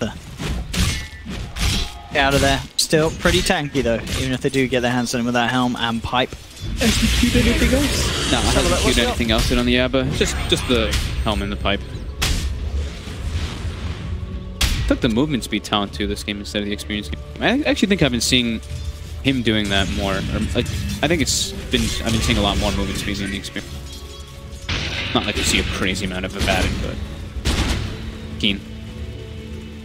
I'm going to try to make a move here while they still have the Aegis, but it's going to be going down in about 30 seconds, and instantly you see Newbie pushing out the mid lane, push out the bottom lane. Even if it's with the supports, they're just trying to make sure those side lanes are pushed in at all times. Right. Does get on a pump, but turns with the instant cast of the Ice Path, but Core stuffs himself down to low ground. The Ice Path of Destiny will not quite catch him. Dark does find him with the Decrepify, goes for the life drain, but the backup's there for Fate. Moogie's here. As they're ready to turn things around, move in straight away on top of Dark. And that will be the end of the life of Pugna. SCC throwing out the Viper Strike, even though he was like totally dead anyway. And now Aegis is reclaimed. It's gone. And Kaka just continuing to shove that bottom lane in. Found a big pick off there on that Pugna. 3k gold lead now for Newbie. Also like an 8k experience lead because of the way that they're playing split around the map. Keen, they're playing a lot more together and trying to force these towers. So Newbie just, they're okay with this. They're just like, all right, we're just going to keep the split push until we outscale you guys. Yeah, they've been almost playing entirely together. And it's, I think, as you say, you know, the fact that we've got this Sankin Kaka has, he's not looking for the fights because he knows, the team knows that if they can just keep playing as this, it's going to be very hard for Keen Gaming really to use that good start that they had to the game to actually be able to close the game out. Yeah. Newbie can keep this going and gets to the point where Mugi is just going to be absolutely massive in these team fights. And sure, you know, Keen Gaming, they do have a gyrocopter, but at the moment he's struggling to keep on pace with the farm of Mugi. And as we were mentioning too, it's just the gyrocopter because your Pugna starts to fall off a bit unless you're like really crushing the game. And the same thing with this Omni Knight. Like, you can get items that will make you scale a little bit, but in comparison to a Viper, Luna, Abba, you're not going to outscale those in the late game unless you are very far ahead, and they're already starting to fall behind. Mugi Ray level 20 now. The butterfly queued up. And you see KP is actually playing more of the supportish Abba role, going pipe and then also going for Crimson Guard, just going to negate a lot of that gyrocopter's damage when he does get that. Kaka on a warding expedition. Gets one in the base. Continuing to blood push the map. Babysit Mugi as well in case they do go on him, but Keen Gaming are still settled around that mid top lane area of the map. Keep those two lanes covered whilst Newbie keeps some heavy focus on this bottom lane. With now 3 members down here. But Keen, they have to like try to get some kind of pickoffs here with Newbie playing so split up. Now, they, of course, like Newbie has 3 bottom, but when they're just playing like 1 by 1 by 1 in these side lanes, they have to be making moves because they're just getting out farmed heavily. I'm sure it's only 4K, but the experience is really starting to add up. Kaka. He wants to go for that kill, but he's actually whiffed it. Behind. He's got to get himself out, Kaka. TP's away immediately. Mugi is actually going to get caught out by the snowball. Puts the BKB in eclipse, but immediately his GA comes out. They surround Mugi. He wants to try and bring down MS on the gyro, but he can't quite get it. And a bit of an absolute shambles there from Newbie.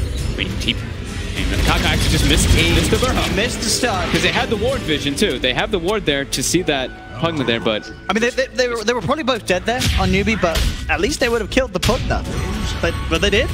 They messed up. But Keen, exactly what I was saying. They have to take advantage of when Newbie's been constantly splitting up, and there they actually do it. I mean, hey, maybe that extra little movement to be able to boost the trap. Yeah. Caught him off guard. Just maybe. Just boom, zoomed out the way. I mean, they're going to threaten high ground now. Yeah. Newbie dead for 30, no eclipse when she does respawn. Newbie on the back foot. Got to try and up a little bit. They've got the cooldown onto SCCC, and straight away Unit jumps in with a punch to try and finish off the Viper. BKB comes out from MS. He's ready to go himself back up the high ground, focusing the Viper. Viper forces himself back. Old Chicken's chasing though. His Somni Knight's still in, but there's too much damage as SCCC turns around, looks towards Old Chicken. He's got to run himself out of here, but he can't make it away. Old Chicken will lose his life. They do get the tier 3 tower.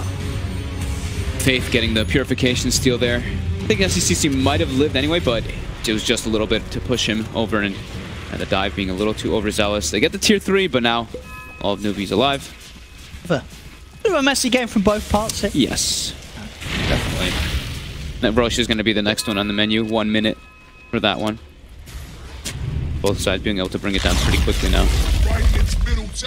Gyro has gotten the Maelstrom now, so as we always talk about, if you go the Ag build, the next 2 items, they're really the big damage dealers.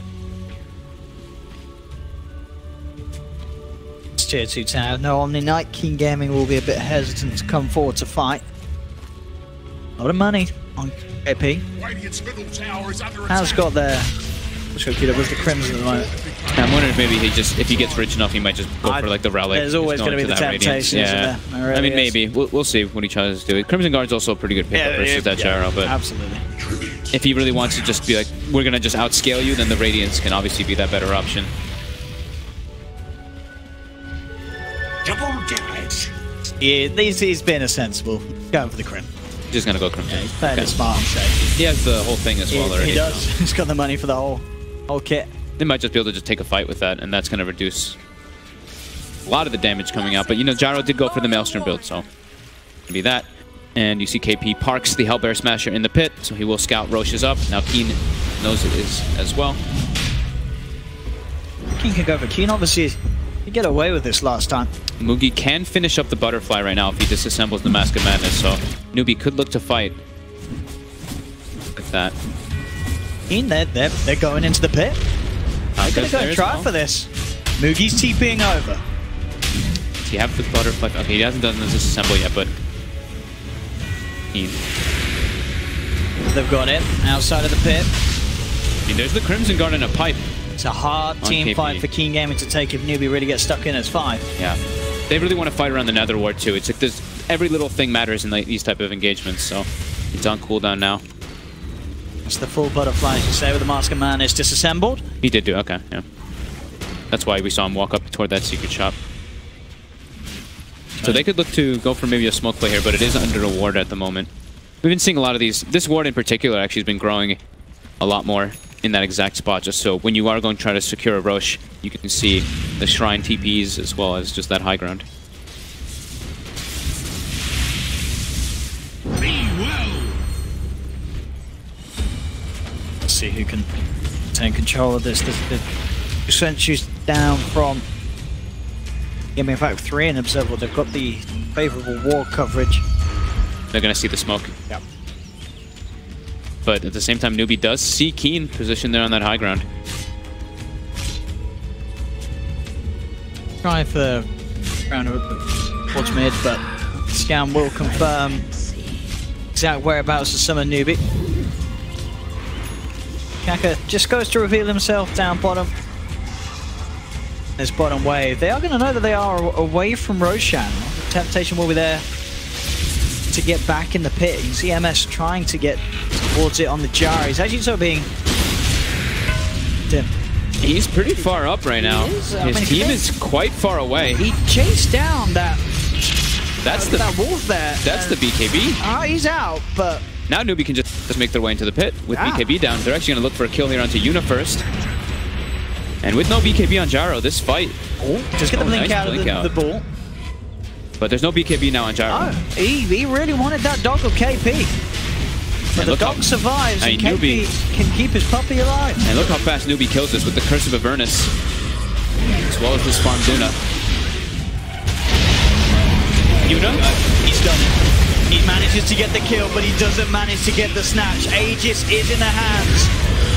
Gyro. Absolutely, they just melt it on Keen Gaming. That's 3 dead, soon to be 4 as Old Chicken locked down as well. It was a bold attempt from Yuna. He got the cheese. He gets the kill. Okay, he got the cheese as well, but he didn't get that Aegis. No, and I mean that play by MS was very questionable. Just having to use his BKB because he goes for a solo kill onto the Abba, and they may just lose their base because of it.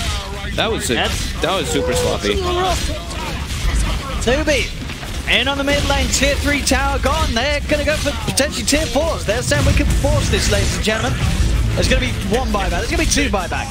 Can they get themselves one? Certainly hopeful. It looks like with the 2 buybacks, they will settle away from the tier 4s. Just go for the full set of racks. Dark is going for the melee racks though with this Pugna right now. It's down to 300. Kaka's just watching and do this. He's going to get it, isn't he? I mean, Newbie's taking the second set bottom though. What is happening? There we go. They got it. Eon dismay.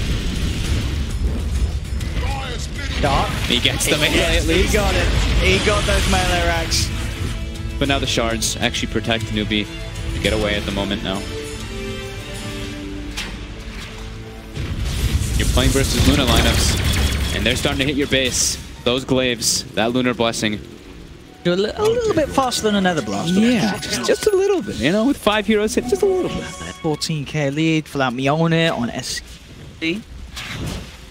And a complete axe for Faith. Yeah, they're on his way out. I mean, they're rich now. You just look at this graph. Like, the gold graph is literally just straight downhill. Whoa. Yeah, that is pretty severe. I mean, yeah, huge mistakes coming out from Keen. A Newbie. Incredibly comfortable position. Nearly got the axe on Dark's profile. Oh, I love watching Viper when you have this attack speed.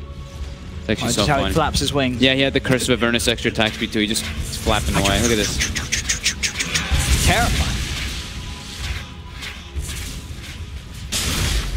Just gonna get Satanic as well queued up. Big fan of Viper when you attack that fast. And now Keen, they've kind of like lost their window a lot versus Newbie because that huge gold swing, there's so many big items not coming up from him. Sure, Gyro's got like the Mjolnir, but you see how fast he dies when they actually just get the right clicks on him. Even once Guardian Angel and the BKB's gone, melts. Full Satanic on Mugi. Absolutely massive. Yeah. This Luna. Don't know how you're gonna kill her. Yeah. There's no excuses for Mugi dying now. Yeah, with Pipe, with Crimson God, with all the shields coming in, like, all right. Can Keen hold the high ground? Unlikely. They've got the full 5-man here. Let's see what they can do. Fortification comes out. The double axe are there for both the Omni and the Pugna. All right. That 9-second scepter duration could be pretty nice here. There's the stolen GA. Comes through, Newbie up to the ground. There's the original GA coming out of Keen Gaming. They're going to roll forward, try and open things up, but there's Faith actually healing up Mugi there with a stolen life drain, and now they'll just go over the epicenter on top of MS. That's the Gyro down and out for 70 seconds. Yeah, that's Probably GG. The old chicken as well, getting caught out. He's trying to run himself back to the fountain, will make it, but the racks are destroyed. Newbie's cleaned up for the Mega Creeps, turns towards the tier 4 towers, and now towards the Ancient, and without their gyro, very little that Keen Gaming can stop this push with.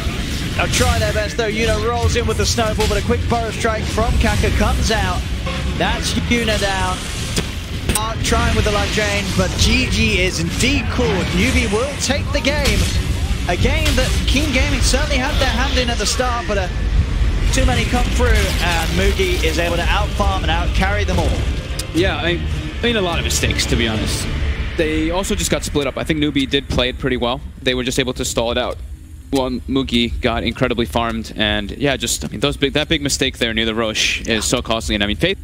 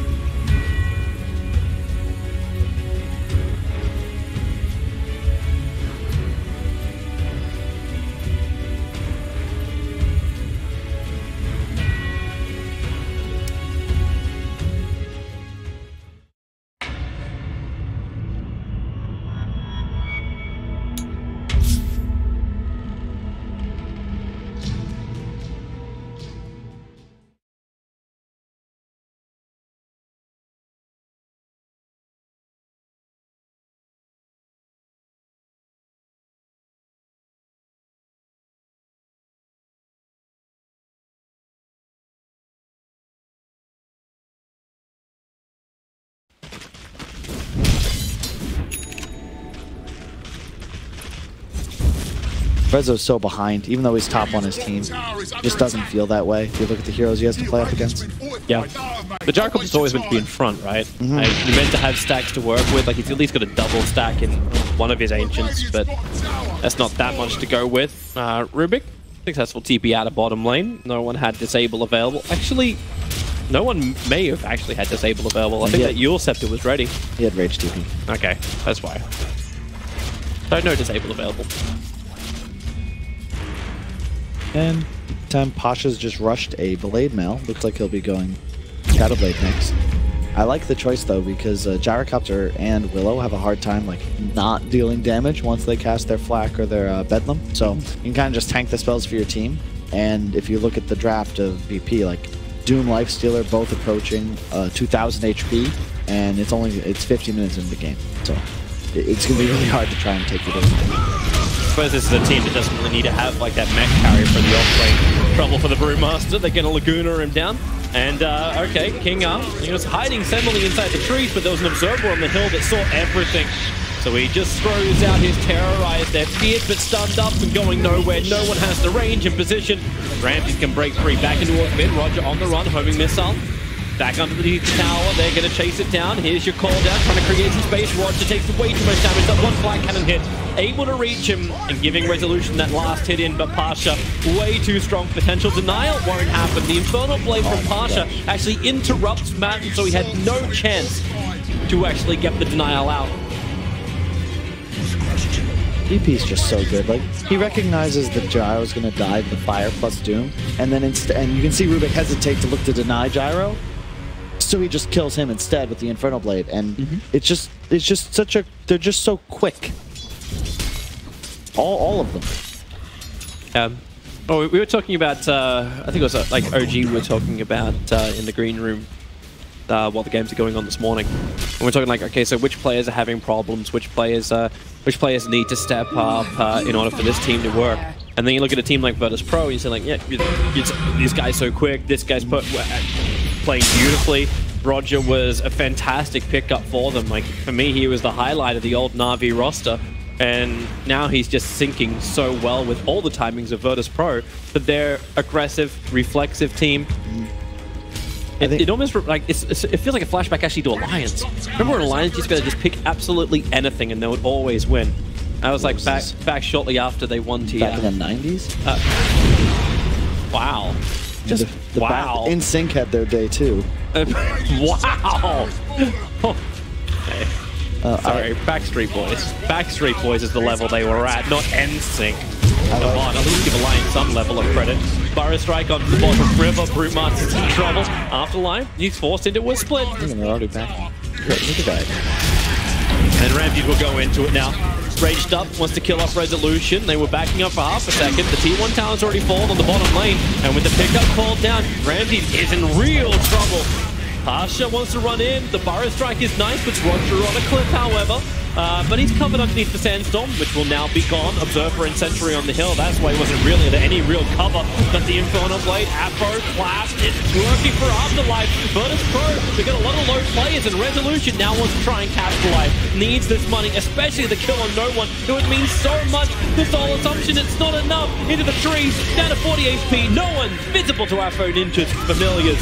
They'll find the kill on him, and Virtus Pro lose practically everybody, as Roger is the sole survivor, and Effect can keep pushing. They're looking to the Tier 2 tower. So some work placed during that fight. His total vision of the bottom area of the map makes it way easier to take that engagement, but VP getting a little over aggressive. I think Ramses could have probably looked to just back away towards eventual teleports, but chose to like man up on the gyrocopter through his rage, and then he's like, oh wait, I'm in trouble, and he died. Yep. No infest target, no nothing. So, Effect able to get a good advantage out of this one. They were falling behind. It's about 7,500 to 8,000 net worth going the way of Virtus Pro, but this is now swinging back up to about 4,000 net worth. And the experience is to 2K. So, Effect having Resolution as a real hero. The damage output is going to be there. Visage is still very difficult to kill. As they search for more control, he's going to go Rotavator style build. Trouble for the Rubik. Sent up in towards the air. The Bramble might create enough space for him to die. I went for the optimistic approach for that call. Yeah. The thing about VP, I think in Dota 2, there's a lot of first mover advantage where the team that's playing aggressively, the ones that are making the smokes, placing the earlier wards, like they always have an advantage. And when you have 5 players that can play that style very well, it allows them to just like crush through games. But the one downside, yep, so this is the engagement. So you can see Ramses is just going a little too aggressive onto Gyro, and then he's like, oh, I'll hit Rubik, and then his team isn't here yet. And this is the downside of this aggressive style, where all of a sudden you're engaging just a little too early, and now you're all here, you're committed, but you've lost your lifestealer, and this fight's now unwinnable, but they're going to try to take it anyway, and they're punished. Just because it's Virtus Pro. They'll always believe they can get it away. So, really fantastic fight for Effect. It's going to be a nice turning point for them. And they're actually going to take this momentum that they claim to the bottom lane into Roshan. They want the Aegis, the Immortal. They've got King doing a bit of a scout. And looks like Virtus Pro also haven't realized the time. Virtus Pro knew Roshan obviously was up. And they were around Roshan themselves, but now they give Aegis Immortal to Resolution. Effect are being armed with everything they need to contest every fight against Virtus Pro. The question will be, can they get the initiation off as BP now smoke to wrap around? PD bottom. That's even going to be better for him. Pasha is the one man to clam it. There's your jump in, Infestation. They're looking for the Brutemaster who gets a split off. Virtus Pros, that initiation is not what they're looking for. Crystal Maiden dies in the tree line. You got the Doom onto the Gyrocopter, but there's no one to really keep the pressure up on him. And now it's Pasha, trapped in the mid, surrounded by all of that control. And even Roger with the epicenter damage. Visage won't die. Ramsey just trying to do the best he possibly can. Terrorize from the back lines, create some space, but Ramsey's on the run. Light Strike away from no one. There's your space creation. But Aegis Immortal is still more powerful. Bramble goes down once more. VP thought they can get into the tree line. It won't happen. Look at that movement from Resolution. He just wants to keep running. Solo will stop it with a Frostbite. And back to the tier 2 tower. Virtus Pro, again, not the fight they were looking for, but it's the best one considering the Aegis Immortal. Dark Willow's doing so much work in the fights. The Brambles, like the damage output of Bedlam. It's just... I can't wait for a couple Thursdays from now. I really hope to see this hero featured prominently on the list. Oh, you mean because Techies is going to come in? That's why you can't wait for a couple of Thursdays from now? Please no. A hero a week, a hero every 2 weeks, boys. So this that fight again in towards the mid. So the initiation comes, and then Brew gets the split. Nope. They just didn't have the follow-up. If they kill Brew there, they're winning this fight 100%, but that's the downside of initiating on a hero like Brew. Same with heroes like, Tide, where you try to kill them before their spell and they get it off anyway, all of a sudden, you're in a really shit position in the team. We're back into life now with the mid initiation onto Roger. He doesn't have Burrow, Sand, or Blink available, but he'll have no one. And that will be enough. Rezo's BKB, 1,000 gold away. That's a big timing for his team. Pasha choosing to doom him during that fight to limit his damage output, but of course the Brew split and his squishy heroes on the side and they already died. I believe Solo bought back in that fight. I'm not sure if he died back. He did buy back. Yeah, he bought back, and I'm not certain. I don't remember the end of it. No, he was alive underneath the tier 2. He didn't go down again. But I think Solo was still kind of annoyed. Like, he got pushed back at the very second. I'm fairly certain he wanted to Frostbite the Brewmaster to keep that control going. Top lane, Pasha. Did anybody bring detection? No, they did not. It's a little mistake. You gotta have Dust.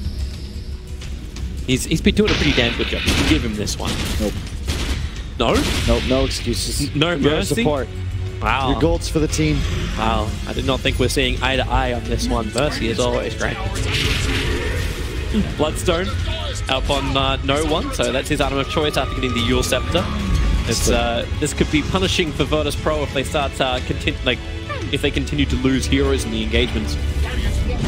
Right now they don't have much physical damage outside of Lifestealer. About to finish Deso, but his damage output, he really needs to be raged to do anything in these fights. There's so many methods of control. He can be thrown up in the air. He can be stunned by every hero on the enemy team. Like he only has the rage for burst. So if they don't land a couple of kills in that window of like maybe a Lina ult, a stun on top, whatever, yep, he's gonna just get kited and or die. Yep. And Dark Willow's going to make sure of it. She just picked up a Blink Dagger to go with the Veil of Discord. Visage has a Solar Crest, so if his whole job is to target the Lina. If he gets on top of him, like, Lina goes to 0 armor. When he's Solar Crested, negative armor, actually. So he'll just explode to the flat cannon and the birds. Wolf Creep picked up on Visage. Speaking of exploding, no one. There's your attack. Jumping straight in. Geared up, locked up, and perfectly controlled. This is what I was worried about with those Bloodstone charges, already down to 9 on the Lina effect. They're in full hunt mode. So do you just still say the Bloodstone is still great to pick up when you, obviously he's got it at 24 minutes, like timing is not terrible. I don't like the Jules Bloodstone. I think he needs to itemize for more survivability. Even just like a Force Staff would help him a lot in this game, but he needs armor and a BKB, and he just went really selfish items. Well, not selfish, but greedy. As you can see, like, if he gets initiated on, the Lina will just die, and they don't have enough save. You also don't really need the Bloodstone when you have a CM on your team. To accelerate. She's got 27.9 mana regeneration at the moment. That's pretty damn good for early. Effect, gonna push up the mid. Tier 2 tower has big bullseye painted on it because it's the last remaining outer tower that Virtus Pro own. So VP, if this really is the most they've been tested, it does feel like they've put themselves in this position as well, but Effect have made the most of everything they were given. And you shouldn't click that stuff. I didn't know if I don't want to interrupt. I feel like I can give information. No, it goes to everyone when you do that. So let's not do that one. Jump in, Roger gets the double barrow strike. Lion Striker Ray follow on. They almost kill off the Dark Willow. Priority target number 1 for Virtus Pro. Resolution still with that BKB. Flag Cannon does some good damage, but not enough to get a kill. In fact, he's the man that's probably going to die. Pasha is moving so quickly with the epicenter. Roger will slow him down. We can move back over to the Visage, who was doomed up that entire fight, locked down by Ramses. And the second you think Virtus Pro are being tested, think again. Effect have been wiped from the face of the earth. How did that even happen? That was the perfect fight. They're on the high ground. They have a DD on Gyro, and then they just get rolled. Yeah, that's one of those team fights we can watch it get in slow motion just to relive it. And if they're going to lose familiars as well. I've seen like JV versus varsity basketball games. Would you like to do a non-American reference? That was like yeah. Germany versus America in the World Cup. No, that doesn't work. Never mind. Australia versus Germany football team. There you go, everybody. Australia. Put on them. Bottom lane, solo. It looks like King R's trying to go for a bit of a solo kill onto solo, and he will be able to achieve it. And the thing is, it's worth it right now. 463 gold again for a kill onto a Crystal Maiden, the Burrow Strike follow-up. And, hide yourself out, terrorize them away. They're going to keep following you, though, because BKB from Pasha protects him. Oh, he just cancel the blink with his fire. If he gets feared, he might not be able to do that. Well played. I still can't believe VP just crushed through that fight so hard. Like they're just in a winning position in the game now. They play for second Roche. If they get that, now the Bloodstone starts to pay for itself. Blink picked up on the... So here's that fight that happened again in the mid lane. So the double Burrow Strike up on the hills, and they just deleted. Yep. Dark Willow should not be standing there, to be fair. I think he's just... You can't get caught out like that. If he survives, I think this fight can be totally different, but it's also no one's BK... Or not no one, but Pasha's BKB. Allows him to just run through the engagement, give tons of vision. He gets the Doom on the perfect target of the Visage, and it just makes the fight easy. And of course, Roger setting up with the double Burrow. It's like all the effects... All the control that Effect had just was not effective. I was looking for a better word, but I couldn't find it. Yeah, freaking just tier 1 caster. Goodbye, Madden. He just TP's out. Now you have some serious problems if you're Effect. The Visage chose to go for a pipe, so he's not going to scale very well at all. And it's now just all on resolution to do enough damage. As we discussed, like everyone's just so tanky at this point. He has so much. There's so much burst on the enemy side that it's very hard for him to ever commit to a team fight. Rue going for a Vlad's and now an Aether Lens, so he's falling off. It's pretty much the Willow and Rezo show. Bottom lane, Roger has the infested Lifestealer inside of him. Resolution's already burning the shrine. Probably wanted to have that. Now Virtus Pro may feel a little bit more confident to fight underneath it. As they have the vision, the jump forward. Rubik was used up. The timing not quite right there from Virtus Pro. Rubik able to survive, still has rage available too. They jump it further. The Brewmaster split is out. Crystal Maiden not a part of this fight. As Resolution goes down, Effect turn their attention over towards No One, but you'll blink away to safety. Solo will not be so lucky. Homing missiles, rock columns throwing at him, and he thought he was safe inside of a Ghost Scepter, but that's not the case. Visage did die for it, so it's a 2-for-1 trade-off. Posh is just dooming him and running him down. There's nothing Visage can do to survive. Next Roshan will be up in about a minute's time. So, Effect, they would love to be able to claim the second one. And, well, okay, they'd love to claim Doombringer. Walking straight through, Roger comes in for the epicenter. So at least they get a revenge kill into Dark Willow. No one lining up man, but Resolution's now going to arrive. Rubik hiding inside the Shadow Amulet. They can't see him, they can't kill him. Madden actually brings in the damage too with the Stolen Dragon Slave. Effect, knew Roger was nearby, landed the clap, but couldn't keep the vision up. So Virtus Pro again. Down a couple of heroes. Effect will finish off the mid-tier 2 tower, and then they'll look towards Roshan. No one bought out items for his BKB before he died. Something I've seen VPD now 3 times in this game, where they buy out just before dying, and it really helps reward their playstyle, where it's a lot of trades, a lot of kills, and deaths. Like if you spend your money before you die and you don't lose any, it's like preventing an extra kill almost, because the death penalty is so high whenever you're this high level. Mass TPs are coming in from Virtus Pro. got Blinky also potentially lockdown resolution, but won't fade out the 8-second BKB charge. Roshan is spawning up in 2 seconds. Effect did check the pit, but now no one is fully aware of it. I gotta stop using that word. There is nobody who is currently aware of Roshan. We can get you Paul's Thesaurus if he keeps it in his pocket. I'm not allowed to learn English. That's going to hamper my abilities as a commentator. Well, they're smoked up. Effect. They are going to slip inside the pit. So Virtus Pro, let's see if they do get to react to this. They had no vision of the smoke whatsoever. There's a sentry ward down in front of the pit, so Effect can get some information. And Virtus Pro want to come in close. And the pings are coming. Roshan is low, down to 1/4. They need to finish this quickly now, Effect, before Virtus Pro can get anywhere close to it. And actually, what am I saying? Rams is all the way on the bottom. No one's all the way up on the top. VP are in no position to contest Roshan. Are hitting item timings, though. AC finished on Lifestealer. No one about to finish his BKB. Blink Dagger picked up on CM to go with the Ward and the Smoke. So I expect them to run it, Effect, even though they're playing into the 8. But Resolution's also going to be getting his Butterfly.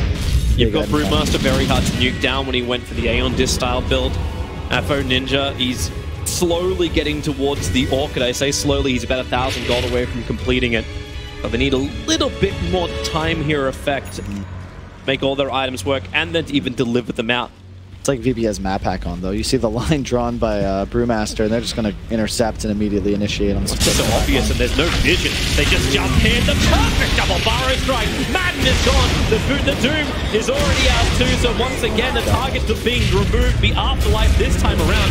Aegis Immortal has burned down. So Jarrett comes back to blood and living range. Close the distance. No one commits Laguna Blade as well. Resolution just has nothing to give when the BKB is gone. And Roger just double after double.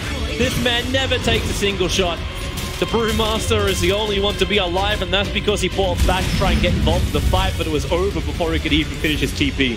Yep, that fight's all about the initiation. They get the Rubik for free while they try to kill the Brew. He gets doomed immediately by Pasha, and that's all she wrote. And once the Brewmaster's doomed, there's no way you win this team fight. You know, there was a guide that was out there about like Virtus Pro's vision game, about their wards. I don't think it even matters. Even blind, Virtus Pro just use the Force and just wreck everybody. No one, maybe a little bit too deep, familiar stuns. 16 Bloodstone charges, but no, they forced off him up, and then you can Burrow Strike through the rest of it. Pasha, he's focusing on the Earth Ruling. They're backfire enough, but this is a mid push down. Familiars can't do much more, couldn't drop to the deck in time. And 3 heroes without buyback means Virtus Pro playing mid-ranks. We still have a little things right. Right item choices. Even before that last team fight, Pasha picks up a Wolf Creep. So now his Lifestealer Arena hits so much harder. That's over 300 damage a swipe from Ramses. They claim 2 lanes of racks. Effect. Well, how do you want to find this one? BKB and Rage TPs. So fast. And Virtus Pro are gone. And no risk as well. Like, even no one burned his 9-second BKB to TP out. He wasn't even inside the base. He was back on the far stairs. You know, I really hope more players and teams watch these replays. Look, there's nothing much to say about this fight. The BKB usage is perfect. Double BKB, the Rage, the Doom on the Brew, so he's dead. They killed Gyro after they killed the Rubik. The birds are dying. Like, it's just, they're just doing it perfectly. Resolution feels like he's made of paper as well. Like, he had his BKB up and Ramsey just shredded him apart. And when he comes back to life again, then they just use the magical combination they've got. It's nothing you can do. And there isn't really much to say. I hope more teams watch VP play because I think you can learn a lot from just their item choice, their decision making, their map movement, the way they play around vision. Like, they do all of the little things right, and it makes it so that, like, even these games where they're behind, it feels like they always have an idea of what do we have to do to win. Yep. And even what do we have to do in the next 15 seconds? Like when they kill the bottom racks and then they're immediately Rage, BKB, TP away. It's fast, it's crisp, and they don't leave room for the enemy team to capitalize on any of them. Yeah. And this is where now, like, Effect really being tested. It did look a little clowny from Virtus Pro in the first 10-15 minutes, but Effect, they at least have some things to work with. Like, this isn't a terrible gyrocopter at the moment. Like, yeah, he needs to finish up his Butterfly. He also needs money for buyback. He's short. Oh, there's his Butterfly. He's got 800 gold short of buyback. Well, I thought he had finished it. No, he didn't actually complete it before the team fight started. That's what I was talking about, where Effect were pushing up, and they didn't have these items done when VP started the fights. Like now you have the Orchid on the Visage. Now you actually have the Butterfly Gyrocopter. But all of that wasn't there. Like half of it was being transported up, but not all the pieces. Yeah, I thought he had everything but the evasion piece. I thought he had bought it. I didn't even realize it was not on his hero yet, but that's like a perfect example. VP finishes like 3 major items and they run for a team fight, and there's still 2 waiting in the wings for the Effect. So even though the game was like mostly even, they're really like 10,000 go behind because these 2 items aren't complete. Maybe 8. Effect now into defense duty. They still have that little bit of a hindrance on the bottom lane. The fact they lost their melee rack, so this lane will push back in eventually. Now there's an MKB. No life stealer. Well, butterfly timing means nothing anymore. Yep. Shiva's on the Doom. But they need to make the Orchid work then from Apo. It's more problematic, at least for the life stealer, if he just wants to run in. Not sure how you win this game with your Effect now. You're kind of waiting your base. I mean, actually, I lied. I do know how you win. You get a throw from VP and you pick up the Rapier. Done. Oh, wait. Okay, yeah. Okay, they still buy the Rapier themselves. There's no way VP can buy it for them. But they're giving the cash to Resolution. So he's 1,900 towards the Radiance. Towards the Rapier. I just don't know if VP is going to make the same mistakes other teams have made in this spot. I feel like they'll just collect a Roche that spawns in 2 to 5 minutes. Maybe they'll have Refresher Shot as well for this Roshan. So that means either double BKBs for whoever takes it. Double Doom. Double Shivas. It's like the perfect Refresher Shard hero, especially when you go with this item built. He just had to drop one Shadow Blade. Again. They're playing this right. Like, you can kill Effect if they run out of their base, but there's no reason to force things. You're in a prime position to win the game. So, as you can see, Roger being disciplined, he's just going to continue, scout high grounds, kill any wards that might have been placed by Effect. They are effectively now trapped in their base, and you, well...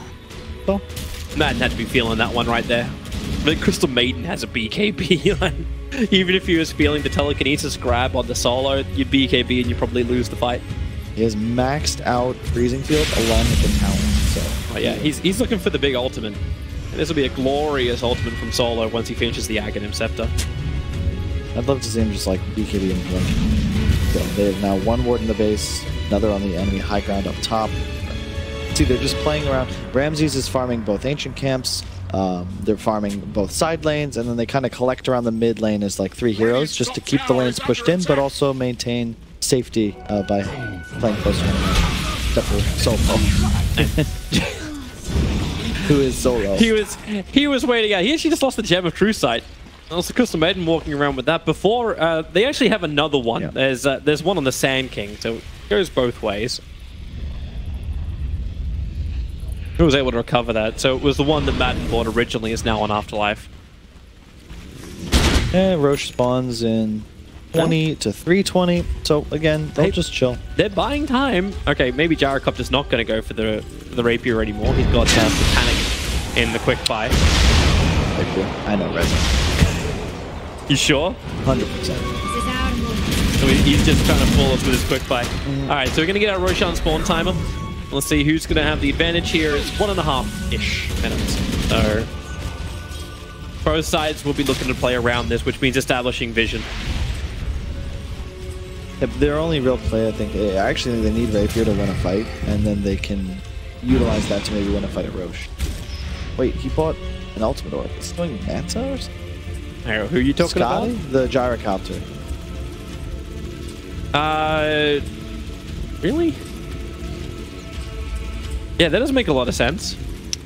Like, he's sitting on Lincoln Sphere now. It's Lincoln's. He's trying to get away from the Doom. But then Doom is also building Refresher Orb. If he gets the Shard, then you're looking at even more Dooms to throw out. The only problem is he doesn't have a good mana pool for it. Top lane, stuns around. They were looking for who? She's been walking around inside of Invis for a while. A quick blink, Dark Willow. She's a little bit further south. Archer looking to find her into the Shadow Realm, trying to banish them away. Meanwhile, back inside the base, or just outside the base, the Rubik goes down. The rest of both pro engagement. Kingar, Lagooned out. And they can maybe get a revenge kill. Solo in the mid lane, but Epicenter, Rogers prepping it. Jumps in, gets the Burrow Strike, all by himself. Ampho Ninja still has the pipe available. Seeing Frostbitten up, Ramsey's looking to put that damage in. Ampho being held in invis by the Glimmer Cape, but it won't work with the Gematrucite still on the front lines. And the Tomb onto the Gyrocopter. At least he got his BKB off before it, and then returns back into his base. But with Afterlife dying outside, he has buyback. In fact, they both have buybacks. They can commit it to hold their top lane of Rax, but it does really feel like the inevitable march to victory for VP. They have Doom on Rubik. Oh, Bar Strike. Goodbye, Rubik. Thought he had some confidence to double buybacks, and now, but Afro Ninja, he was alive for maybe 2 seconds before his dieback. This is brutal, savage, VP. Just playing so well. Everything makes sense. Ramsey is he's trying to fade out King Eye. It's just like, yeah, try and terrorize me. I can rage and fight back once more. They found the Brewmaster again. So another dieback ready to go. And Laguna Blade, Dara comes down nice and low too. Familiar's been problematic, but these attacks flying in from no one. Okay, Frenzy's is too fast. Parcher blinks forward. It's really over. Your protection is there from the Aeon disc, but the protection is gone. Resolution can farm up some creeps with Fire Cannon, but there's no way he's killing heroes. In fact, the heroes are killing him. BKB, he'll break free, and you know it. VP diving under the fountain. They want this kill. Ramsey throws away his life, and so will Parcher. They're both dead for 100 seconds without buyback. They don't have Megas. They haven't taken the top lane of Rax just yet. So effect, what the hell are they going to do? They know Ramsey can win this game for him. He's already BT'd back to the front lines. He's going to deal with what they were meant to do before, which is take the lane of Rax. Good luck, Wolf. Good luck, have fun. I'm sorry. No watch. There's your Burrow Strike. They found their target. Resolution with a follow-up stunt. Heavy Laguna hits. No one's getting the Bloodstone charges up with every single one of these kills. Or maybe they can kill off Roger. Mega creeps are up. Roger will go down. Roche is up. That is true. And maybe with the Orchid, they look towards no one. They did no damage, so no one can just blink away to safety. King R, however, is going to stay on him. There's your Cursed Crown. No one. Dual Scepter's available. So is the Silver Edge. Up and towards the air. King R. Yeah. You can bramble. No one. Oh, he's so quick. It's like Michael Flatley right now. Lord of the Bramble. You guys are robots, man. Oh, so you guys say VP was replaced by that bot that destroyed Dendy? It's like watching an algorithm. It comes from 100 years in they actually make the decisions that'll last. It was crazy how many buybacks were used during that fight, that last engagement. It was 8 in total. The only ones who didn't were the Doom and the Lina. Speaking of Lina, having a little bit of fun with Resolution. So fast, just uses spells to kill the rocket back away. Just messes with them. Forces all 5 towards top, and now the Roche will be riskier. Can they do this? The millions are there to help land the stuns. Roshan's dying pretty quickly. Resolution Afterlife taking care of that. Appo's the neighborhood solo. Blinks away. No one. He's going to be visible underneath the sentry ward, so they know he's there. The defensive bramble. Roshan, it's there for effect. Who's going to get the extra balls in the hands of Resolution? And then refresher for Parcher. He just wants to doom everybody. Effect came out for the fight. Resolution will have a secondary life. Thanks to the Aegis, the Immortal. Problem is, he may not have the team. King R with the Terrorize. They all start running away. You know, VP don't want to do that. They want to stand. They want to fight, they want to murder, and then doing it now to Resolo. He is gone. You can say goodbye to King R. He's been such a but GG, well played. Mercy is finally granted to effect as Virtus Pro remain undefeated, claiming their 6th victory at DAC. Just fun to watch, man. There's not really much to say. I hope more teams study the way that VP plays Dota. Just all the little things. It's like I don't even know what to say, man. It's fun to watch. Like, I appreciate good Dota. I feel like any fan just loves the game, enjoys watching this, and there's a reason they won the last 2 majors. They're playing like even wow, their first 2 in CM for some reason. Not the greatest hero. Well, you know what they gotta do too. Like,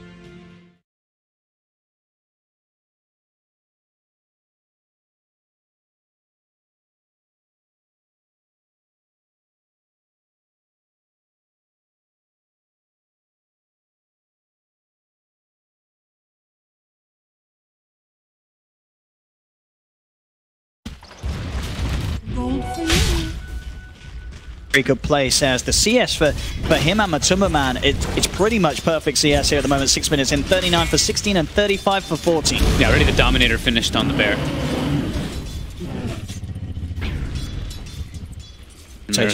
Miracle's just gotten lots of heavy stats at the start here, getting the Robe of the Magi, the Ring of Aquila. And it's actually forced 33 kind of out of the lane with all this pressure.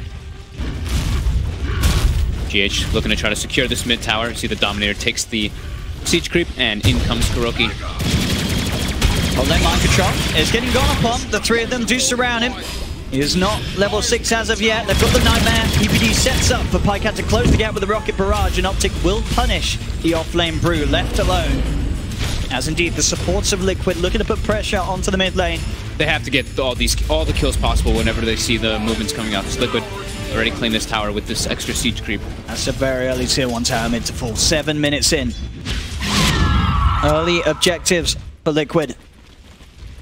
They're going to push on the pressure for more with this Nature's Prophet and Lone Druid. They've got a lot of pushing potential. GH even playing around with CCNC there with the Burrow Stripe, and as CCNC, they've got to bring like everybody here from Optic to push them away. He's trying to get some sort of a control here. They have got 33, but he's not level 6, does not have the Ravage. Pycat and Zai are there though. They've got their eyes towards Matumba Man. There's the homing missile cooldown as well. They surround the Lone Druid. Nicely done. And they will find Matumba. A very needed kill with that rotation from Pycat. He knows, like, it's already a bit of a problem the way that the game is going, so he has to be moving around so they don't lose all these towers so early. That's my control more. He's level 6 on the Brew now. Here's my pension. I can. Gonna go for the Orchid build on the... D? Zai is making his way toward top. Trying to set up there onto the Brew, but as you say, he does have Primal Split available. He's got the backup of Kuro. Doesn't need to pop the ult, as already Pycat and PPD have to back away with the presence of the Nature's Prophet. Bottom lane, instant jump in again from Miracle. Sees an opportunity for a solo kill, and he finds it with the Sonic Wave. Top lane, Pycat will TP away from this push. He does not want to be caught off by the pressure that Liquid are applying. This tower's dead, though. This spot, I mean, 33, he's having a rough time down here. He is in the bottom 3 net worth. He has got his level 6, but level 9 on Miracle. Yeah, he's gonna have a very early Orchid timing in this game. Not the easiest ways to really catch him out either. They've got Fiend's Grip eventually when they have 6 on Bane, as well as like Dragon Knight, but the animation from Fiend's Grip is pretty hard to get off on Queen. They're trying for a smoke player. They do have the Ravage. Maybe Optic Gaming can find something big if they can get 33 on the front lines. Kuro pretty far up and out on his own. They obviously want to try and look for the bigger targets. Zai has eyes on them. They may just have to settle for Kuroki, who heads into the tree line, goes straight for the TP out. Are they going to be able to cancel it in time? No, they're not. Kuro's out of there. And the smoke from Optic unable to catch any of the members of Liquid. Oh man, Optic getting heavily outmaneuvered, and it's costing them in the economy department. Already a 5k gold lead for Liquid, as well as a 3k experience lead. And during all this too, since they've gotten these early towers, you see the ward vision coming out from them is very, very good, very deep to be able to watch where the gyro is moving in particular. Pycat already set back heavily, bottom 5 net worth. They have to catch back up through some big kills. Goes bottom to try to get that level 6 they need, as well as the bounty hunter to get tracked, but Zai is still quite a ways away. Zai tabs on the Sand King and making sure that he can grab the bounty runes away from him. Mid lane CCNC putting some pressure on to the tier 1 tower with the Elder Dragonform, but TPs are coming through from Liquid. They're going to look to try and fight. Kuro TPing in, GH opening up with the Burrow Strike straight away. The cooldown will come out from Pycat, but he's already out of there, leaving CCNC for dead. As he'll be surely chased down. Can they quite get him? It looks like the bear sort of blocking them up at the moment. Actually, CCNC is going to be able to survive the Caustic Finale. Slow comes through. He turns with a Dragon Tail onto the bear. Matumba Man still trying to chase, but CCNC, he may just be fine the here. troll creep. Oh no, they've got him. Or have and they? the root. Yes, they do. There's the root. There's the RNG that Matumba needed to help them seal the deal.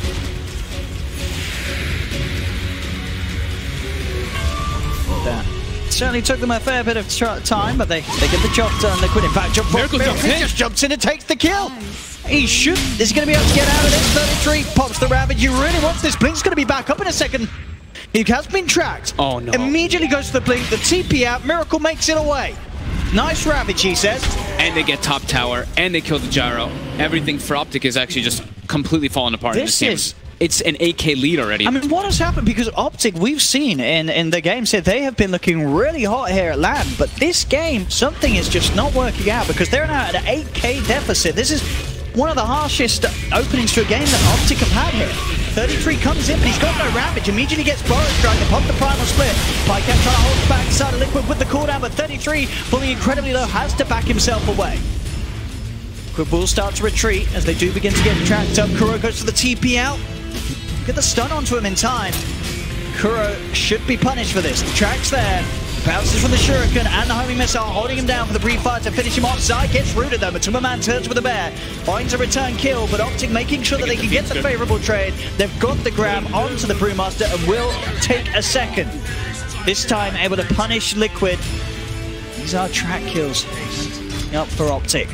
But they're completely on the defensive aspect here. They are actually having to react to everything that Liquid's doing. They're not able to make their own moves on the map because of how aggressive Liquid's being with their draft. Big problem here. Miracle very close to having a pretty much a 13-minute Orchid at this rate with this tower going down. Optic Gaming.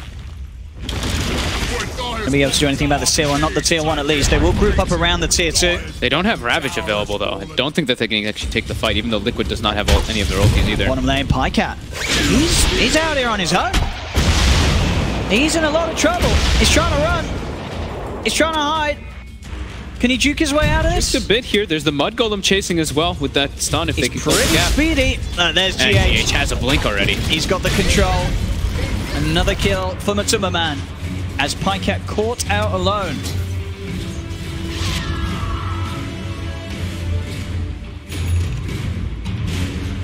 Tick desperately needing to find some way to slow down this game because at the moment, 13 minutes in, Liquid are reaching on a 10k gold lead. That's the Orchid. They're gonna have to just get some. I mean, they have to get big kills here with like their Ravage, their call down, and get a lot of track kills to try to catch up in this one because Liquid is playing at such a great pace here already. And now with Blink Dagger, as we said on GH and Mind Control, they can look to take these fights. Split's gonna be back up in 10 seconds. Optic don't think that they can take an engagement versus Liquid either. And during all this as well, Man is 300 gold from that relic, so the Radiant's gonna be in a pretty adequate timing. They just have been unable to slow down even Matsuma or Miracle this game. Yeah, I mean, it's really a lot based on the way the lanes went. The top lane, they were able to get so much on Mind Control that with Kuroki porting in too, they put a lot of pressure onto Pycat. And Miracle just free farmed, as well as Matu in the mid lane. I mean, you sort of ask yourself, would things have been any different, do you think, if they did put the DK down bottom of the Tide in the mid? I don't think so. I think the DK actually might die even worse than the Tide Hunter. Okay. Because in Tide mid, you're not going to be able to farm that well versus the Lone Druid either. It's probably the same outcome. Smoke up from Liquid. They've got the high ground. They've got their eyes on CCNC. They want to jump this stage pretty close to the base. They do. They go in straight away with the Orchid, Epicenter and all, as they bring down the Dragon Knight. They've got the lane pushed in down bottom to take this tier 2 tower as well. 15 minutes in. And again, it's Liquid making all the moves. Optic, they're so on the back foot that they actually can't make any aggressive plays here. They're just playing so fast. This is an incredibly fast game for Liquid that is proving so far to be hugely successful against Optic Gaming, as they just don't seem to have an answer for this pace of play. They're even knocking at the base again here. Desperately trying to clear things out here with the cooldown and Flak. Pushing back the bear. Liquid, they force everybody back. As soon as they see all of them there, they start to split up and go farm the side lanes.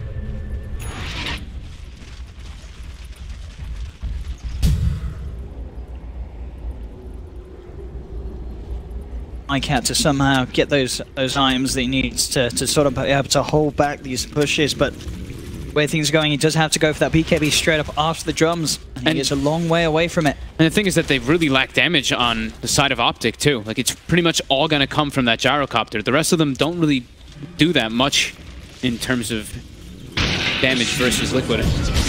Like, it's the call down and the rest of the gyro spells, like Ravage, sure, but Dragon Knight at this point isn't really that damage dealing force. Neither is the Bane or the Bounty Hunter. It's a bit of an interesting one here from Miracle. Going for the Shadow Blade after the Orchid, despite playing against the Bounty Hunter. He's done this in the past, though, right? Yeah, I've definitely seen him go the Shadow Blade. Yeah, I mean, you think it's still fun to do against a Bounty? I mean, I guess you're not really too worried about the Bounty at this stage, and you are so far ahead that you could sort of question, does it really matter what he does buy? But it's really hard for them to catch him already, right? Yeah. And I think he wants to have that, and then maybe also being able to build into the Silver Edge eventually. He's versus a Dragon Knight, he's versus a Tidehunter. If he gets Silver Edge, they can try to kill those heroes very quickly. And now they're actually making their way into the Roche Pit with this medallion. Very hard for Optic to sort of get a look in onto this as well, with the lead that Liquid have. These team fights, if they do try and take them, are going to be very hard to do so, and even more so now with the Radiance fully complete on Matumba Man. Liquid's just not giving them any space. They're not making any mistakes. 33 bottom, GH ports in. He is tracked. I've got more coming in, 33, trying to get himself away from this, but Mind Control jumps forward. Pycat looks to slow them down with the cooldown, but GH jumps himself across with the Epi and the Burrow. They'll be able to slowly claim this kill on 33 as he tries to walk his way out of there. The Kraken Shell helping him out a little bit, but not enough. GH finds the finisher with the Burrow Strike. Optic still just unable to really find any sort of favorable trades against these plays that Liquid are getting away with. And they're not able to even get any small pickoffs, right? They have a Bane, they have a Bounty Hunter, and a DK with the Blink Dagger. So now they want to try to catch people off guard when they're split up, but Liquid haven't really been giving... They haven't been giving those options pretty much at all this game. They're just playing as a unit, even with like their itemization too. Now you see Kuroki, he's going for the mech on the Nature's Prophet next. Just be able to withstand, because said Optic very limited on the damage. Yeah, as you said, yeah, after that sort of initial combo from the AoE team, but the cooldown, the Ravage, if you can offset that with a quick burst heal, yeah, it's going to be very hard for Optic Gaming to finish off the bigger targets on Liquid. And now look at this, they're actually all just stuck together, but they're gonna smoke. They need to get some 5-man track kills whenever Liquid does split up. Are they gonna be able to find anybody? Mind Control. They will jump in. Can they kill him off in time? They've got the grip, they certainly can. Enough control there from Optic to find the Brew. Can they get the bear as well? It'll be a tasty bit of 300 gold. They're going to give him a bit of a rundown. They might get baited into a fight here though. GH comes in with the Epis, managed to get two of them straight away with the burst. They've killed off both the Gyro and the Bane. Pycat and Peter Pan diggity down to the sidelines. 33 is well in trouble. Miracle gets the triple. And Zai gets dusted up. They've got the stun from GH. Found it. Miracle wants that ultra and he'll find it. CCNC will get the stun on Miracle, but Miracle has an Aegis. And I think CCNC wants to give Miracle that rampage. Can he get it? The damage isn't enough. Oh, he really wants it, Miracle. Is he gonna get it? Oh, no. Not gonna get it. He's lost his time, but they're losing their racks top. They are. I actually think Optic's already out of this game. Oh, he gets the kill at the end of it all. He does find CCNC. Pycat is just slowly dying. It's over, Pop-Pop. This game's definitely over. They've already got racks top. Mid's getting threatened now too, and it's just Liquid. It's a 20k gold lead at 19 minutes in. This is a very different Optic to what we've been seeing in the other games. They've been looking incredibly strong, but this time around, Liquid, they've just broken them. As they are just hemorrhaging kill after kill now, Optic. There is no coming back into this game. No, definitely not. Now Matu just makes his way toward bottom. GG. It's called they tap out Liquid. Oh my. I mean, there's no nice way to put it. That was just a full-out stomp. It really was. That was a pretty incredible stomp. The Optic as a team, they have been winning game after game here at Lab. But Liquid just turned up and they just absolutely trashed them. This draft really does look different though from the way Optic has been drafting at this tournament. Like the way that they actually favored these heroes. We even mentioned it before the draft started. Tidehunter, 0% win rate before this game on 5 games. Now it's 6 games, 0%. Gyrocopter's also sitting at about a 20%. And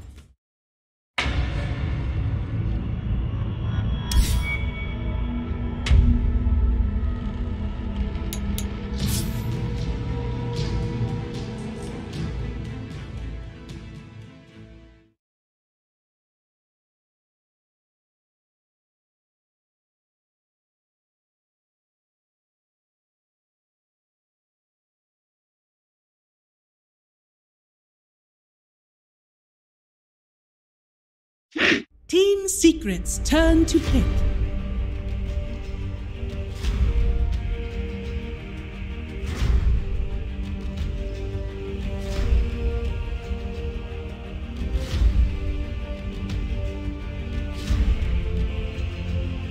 Ten seconds remaining.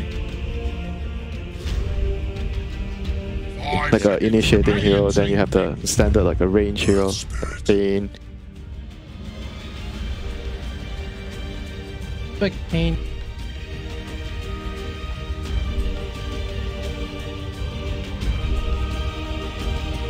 Profit, which not much fun. 10 seconds remaining. Capitalize on that. 5 seconds remaining. That's terrible, eh? Yeah. There's something like Jug 2 that they ran earlier today. I mean, for HFN, would you think like Jug will be more suitable? Because he's like a really aggressive player, trying to, you know, always like push out lanes. Oh, I think this was that's a Tavo Pango. Yeah, this is the other team that you guys said might pick Pango. Yeah, we picked two teams on day one that we said if Pango was going to be picked by anyone, it would be picked by Pain and by Mineski. And they have the Tuss as well. Again, done that. Yeah. Tuss with the shots, like I mentioned before. Oh, man. Very, very good with the rolling thunder. If Secret loses to Pango twice, they're banning that hero. Is Naga in the pool? No, Naga's not in the pool. Okay. Yeah. To me, like Naga is the biggest counter towards like Pango. Yeah. There's a lot and Secret Bandit, and weirdly, Secret Bandit last time as well. There's a lot of like soft counters. Like we saw, like the Bloodseeker game, like I mentioned, it isn't so bad for the Pango. It's still fine for him. No, I think Secret have banned Naga in every game here. If I'm not mistaken. I'd have to check, but I'm fairly sure we've seen them ban it in every game we've seen on this stream. Innit? Talked about how Pain like look directly at her play. It's almost the same. But eerily similar. I don't remember if it was a off in the game, but no, they had a mid Omni. Omni. Yeah, they did. Yeah. It was Omni Disruptor Tuss. And do you know what's really funny? The Razor Abba were both the two banned. Though we had an Arc Warden ban. Second phase.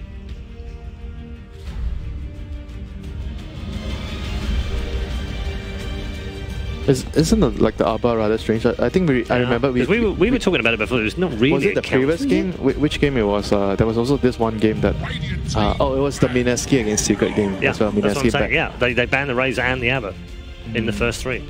It's because Fata. Yeah, because of Fata. Yeah, I guess that's all it is, right? But it's not a natural counter, is it? The Pango there? Not really though. No, it's just a good Fata hero. Like he dominates on that hero. It drags so much attention away from the other two lanes.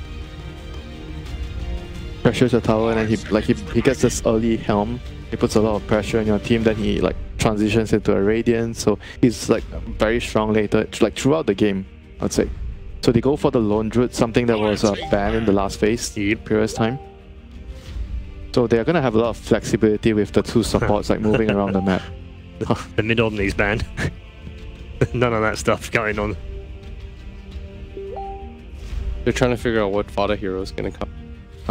There's Tide, there's Underlord. Good luck with that. Yeah, good luck with that very deep pull. 5 seconds remaining. They still don't know what the safe laner is from Pain either, though. Do you want his top 10 right now? Sure. Bat, Tide, Razor, Abaddon, Underlord, Axe, amazingly, Pugna, LC, Bristle. Like 10 in the last game. The Pugna this game. Power.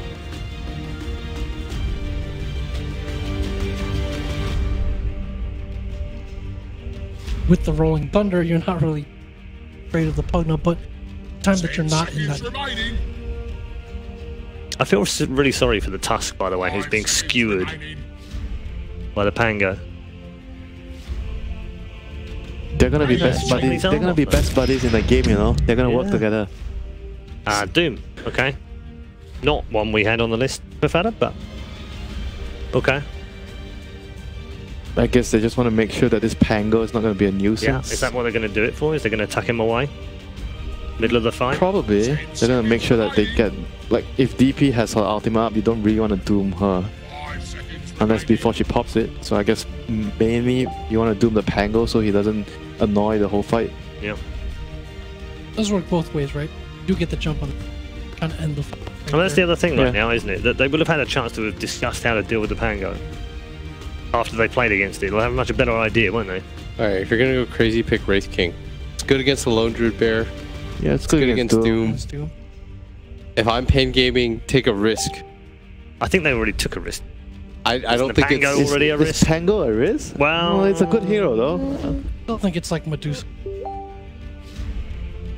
Take advantage. If I had crazy ideas, I would say Clinks or Wraith King is not even that crazy though. It makes a lot of sense. It's pretty rational, logical. It's really good against two of their cores. Works well with their heroes. Wouldn't Medusa be pretty disgusting as well? Medusa would be like something like a very greedy drop. Like not really cheese, but very like greedy. Okay. A PA. Haven't seen too many of those. Seen plenty of bands. Phantom Assassin. So HFN is gonna take the PA. PA did get a pretty substantial buff, so pretty much you can always throw the dagger. Like even against like BKB units, you still do damage, and you can even kill couriers with it. Okay, gents, it's time. Have we learned our lesson about Pangolia? Winter. Yes. You already knew the lesson anyway. Yeah, you went with Mineski last time. Do you go with the Pango again this time? I was trying to convince everyone. You were, and I think everyone else afterwards was like, oh, I wish you'd said that earlier. I mean, I think it's difficult to go with Pain here, so I'm just gonna go with Secret. Just so that you don't come up with that 122 whatever record that I have. Yep, you've got one correct and 3,463 wrong so far at this tournament alone. Will? I'm gonna go with the Pango. Okay. Undefeated. It's got 100% win rate on land. win rate, yep. Stats don't lie. Yeah, stats don't lie. I like it. Jack? Different lessons away from the lesson was that Ice Ice is not on Pain Gaming. You doubting Tavo? That's Tavo, my man. I love the logic. I love the logic, Jack. That's very good. Okay. There is no Ice on Pain Gaming. That much is true. What is not true is that the game is not decided by panel members. So let's head over to our commentary team for Pain Gaming's Pangalia Bonanza. Yeah, thank God we don't give that much power to our panel. Maybe this is the kryptonite. Pangalia against Team Secret. 100% win rate against them. I gotta go with Jack on this one. Very small sample size. No, there's no Ice. Ice is undefeated on Pangalia. Okay, Tavo has never won a game professionally playing Pangalia. I think that's the important thing to know. I'm glad you added that last bit there, like playing Pangalia, because that would have been even. For Pain Gaming, yeah, they need something. They're 0-5 so far in the tournament standings. Team Secret also want to grab this win so they can still contest. If they lose this game, they can't contest the second position anymore. It'll just be straight down to E.G. Mineski. So there is no situation. Like, it would already be a weird situation for them to claim the top two. So keep the hopes alive at least by grabbing a victory in this matchup and keep them out of potential elimination. So, lane-wise, how are we looking? We have a lone druid for Ace. Surprise, surprise. Heading up towards the north. They'll put mid one into the mid lane as the Tiny, and then down on the bottom lane. A bit more aggressive. Puppy's first pick Witch Doctor. We're used to this by now. Yapsaw's ES. Going to be working with Father's off-lane Doombringer. This is up against Duster's Bane, HFN, safe lane Phantom Assassin. And they're still actually going out at this. Like, this is still Father. Okay, Paralyzing Cast, scrolling Boulder in. Duster, King RD. He just rotated in with that Tuskar Shards on cooldown. Duster, he will go down. Father losing so much life as well. Got the first blood for Team Secret. But losing your offlaner and then potentially your secondary support, rolling Boulder off cooldown right now. Yapsaw, he's got the distance, he's got the speed. And he has got the life. The thing is that what they really wanted to do was deal with the creep wave. So trading 1 for 1 and getting the pull off is worth, because now it'll secure that Doom actually has a game. Well, Puppy's trying to come in to contest the pull point. Like, I think he's body blocking it. That's why he put himself in that position. But now the Radiant creep wave is here too. Gets brain sapped out. Don't you just not heal? And Duster, the brain sap is the man to get the kill. That's what I believe. Yeah, I mean, yeah, I'm pretty sure that's how that works. Yeah. Mineski, though, they booked up themselves. Might be able to get a good initiation. They can't try to make that play. The smoke is going to pop here. They're going to go on Puppy first as well. Go for glimpse back on mid one. Themselves. Might be able to get a good initiation. They can't try to make that play. The smoke is going to pop here. They're going to go on as well.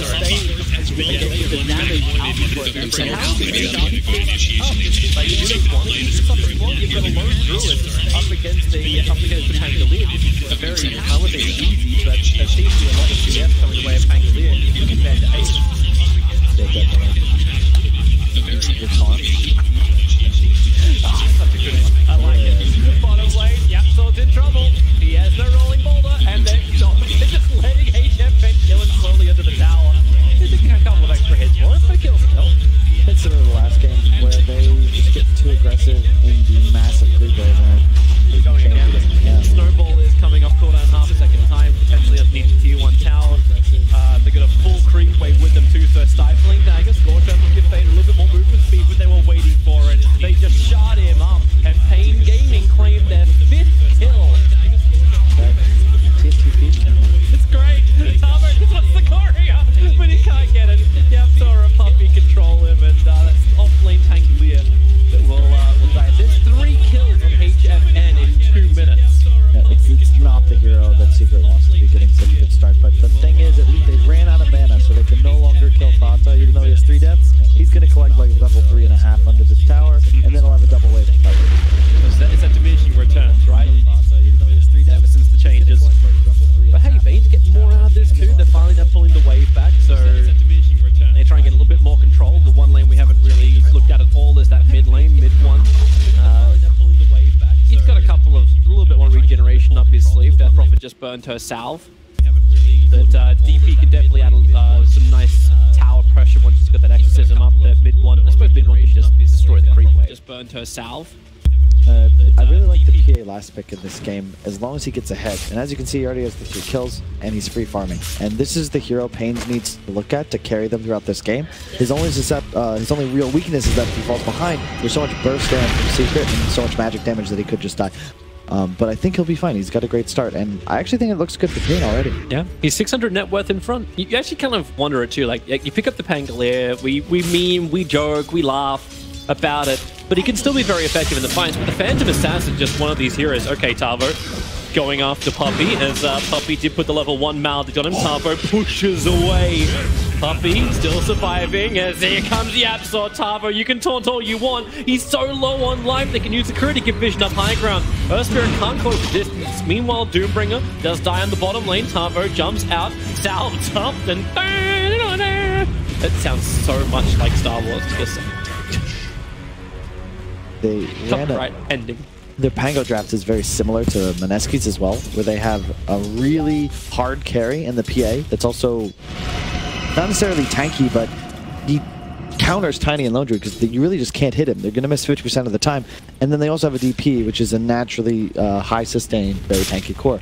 And they can just count on PA to do the damage, and these guys can just stay alive. They're going again on Fada. So easy to close the distance when you got that Phantom Strike. Paralyzing cast from Puppy will split things up, but then the cast bounces down into the creep wave. The Hadouken inside of Fada, combining with the Malediction, gives the kill back the opposite direction. Fada now trying to salve up himself into the trees that cancel the Stifling Dagger, and the last hit from Duster finishes the job. But Duster as well as HFN, they're still inside the trees. It's not the easiest fight for them. The mid battle, however, going on. You lost the Death Prophet. It was a 1-for-1 trade-off. Tavo's rotation was able to mop up Yapsor as mid one retreats back towards that tier 1. And it was not enough for Bane to get out of that tree line in the bottom lane. So Fada and Puppy shared the kill as the tower did a lot of the work as well. In the meantime, Ace is just all alone up top, free farming. Be curious to see if he goes for the Midas Rush or the HOD. He's got the... it's only a glove of haste so far in his quick buy. Oh no, it's he has full HOD items on Courier, so that's I like that a lot. He traditionally usually like kept starting with Midas, but I think that this build change has made this hero a lot stronger. He gets the root already. Oh, that's a nice bit of luck. Tavo copying a lot of damage, and the body block from the bear gave more time for Ace to attack in. Tavo needs more time. He's going to bottle around the trees, as well as one charge up, and then a quick jump away. Ace, he can dive this with the bear. If he gets a first hit entangle, but this dive could keep going. And Tavo into the trees. Support's coming in. It's a Phantom Assassin who TPs towards the top, but an instant Savage Roar sends HFN running away, and Ace back into the safety of the lane, so maybe it's time for rotation. As Yapsor does exactly that. Kills off Tavo. Has the Observe Ward on the hill. Probably thought he'd be coming in for the Shrine usage. Middle lane, mid one. Okay, he's being zoned out by King RD. Has the catapult, so there should be a heavy amount of damage into the tier 1. I really don't like this PA teleport top. He was free-farming bottom, and now he's going to have to run all the way toward bottom again because he can't lane against the Lone Druid with HOD. It's not possible.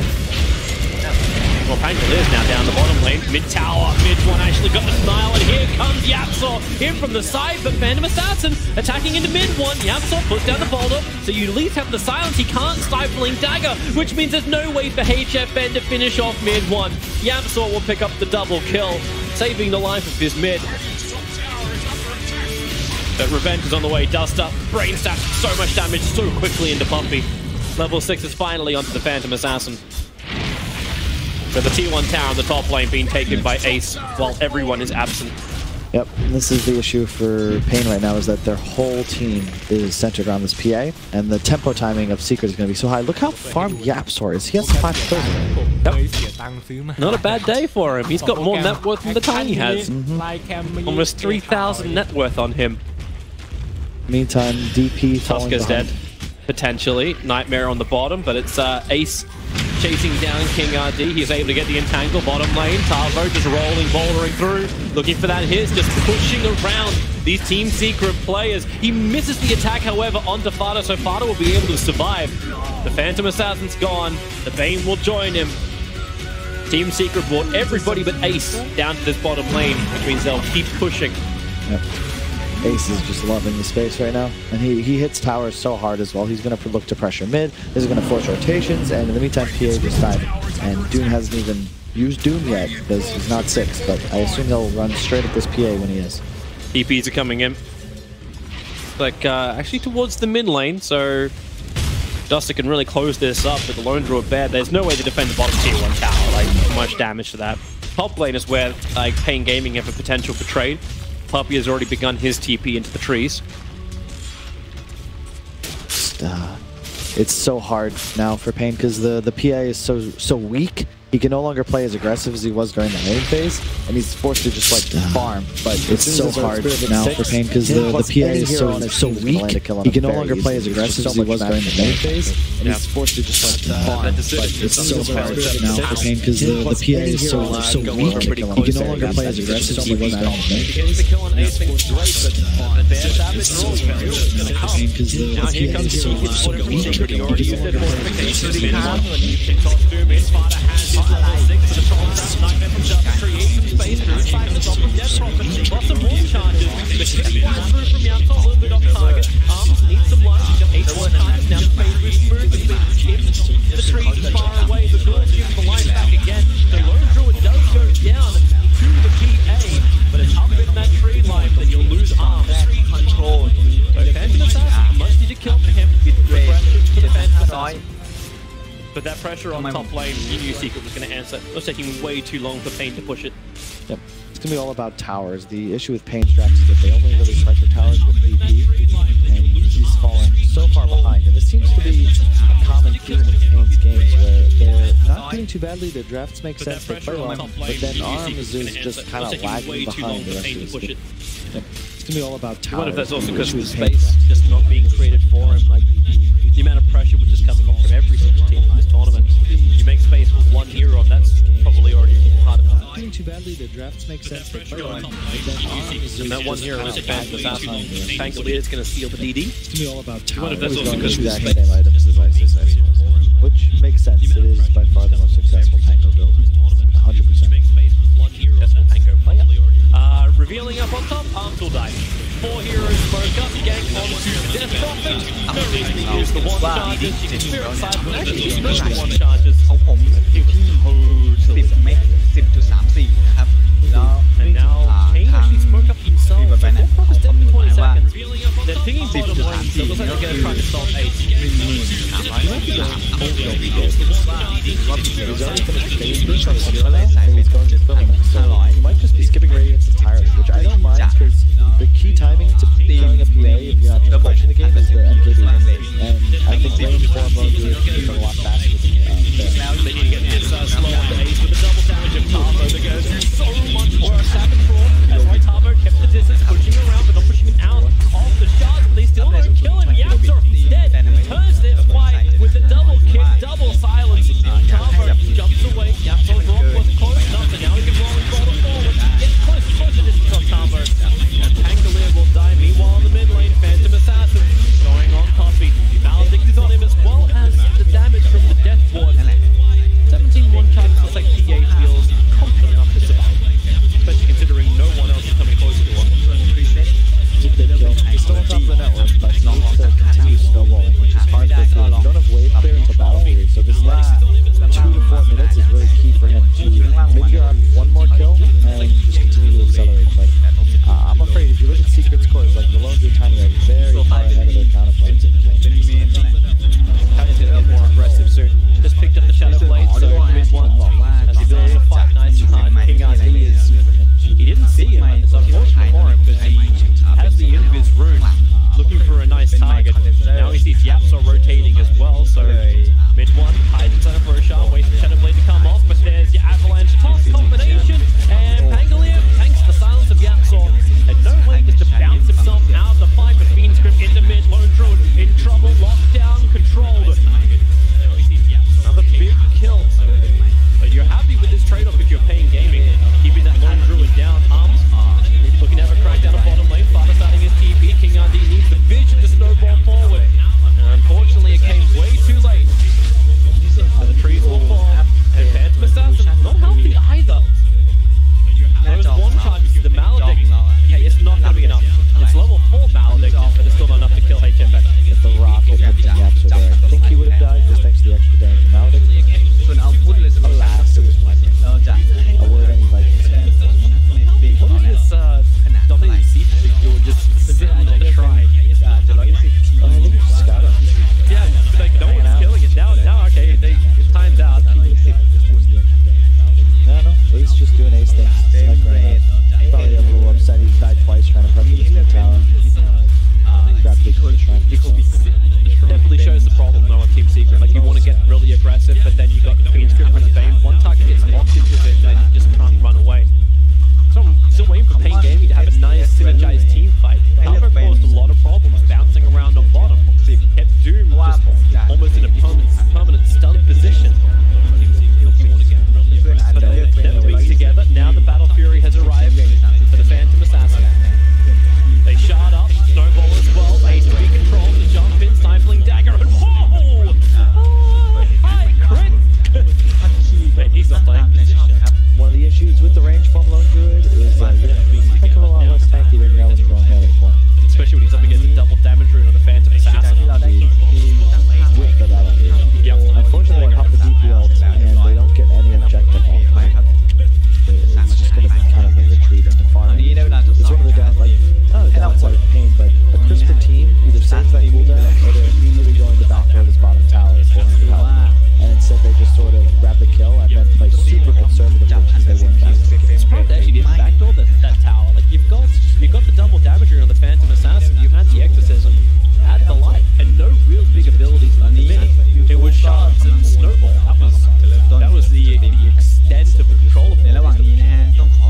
Yeah, you still think they ran out of sentry. There's got a couple delivered, I believe. There's a tiny Shadow Blade, unit Doom active, Merit Spear with a block now. So, yeah, it's just hard when you're not fast enough because they don't want to fight with DP ult down and they're afraid of initiating Secret, and rightly so. This Absorb Ward admits getting good information for Pain. They see Ace and Yapsor running down the mid, so the attack will come from mid T1 town. They're trying to find the kill before mid one. He's flipped up by the car. No! Yapsor, the two-man kick and silence again. He's so good at it. The Nightmare buys time for Duster.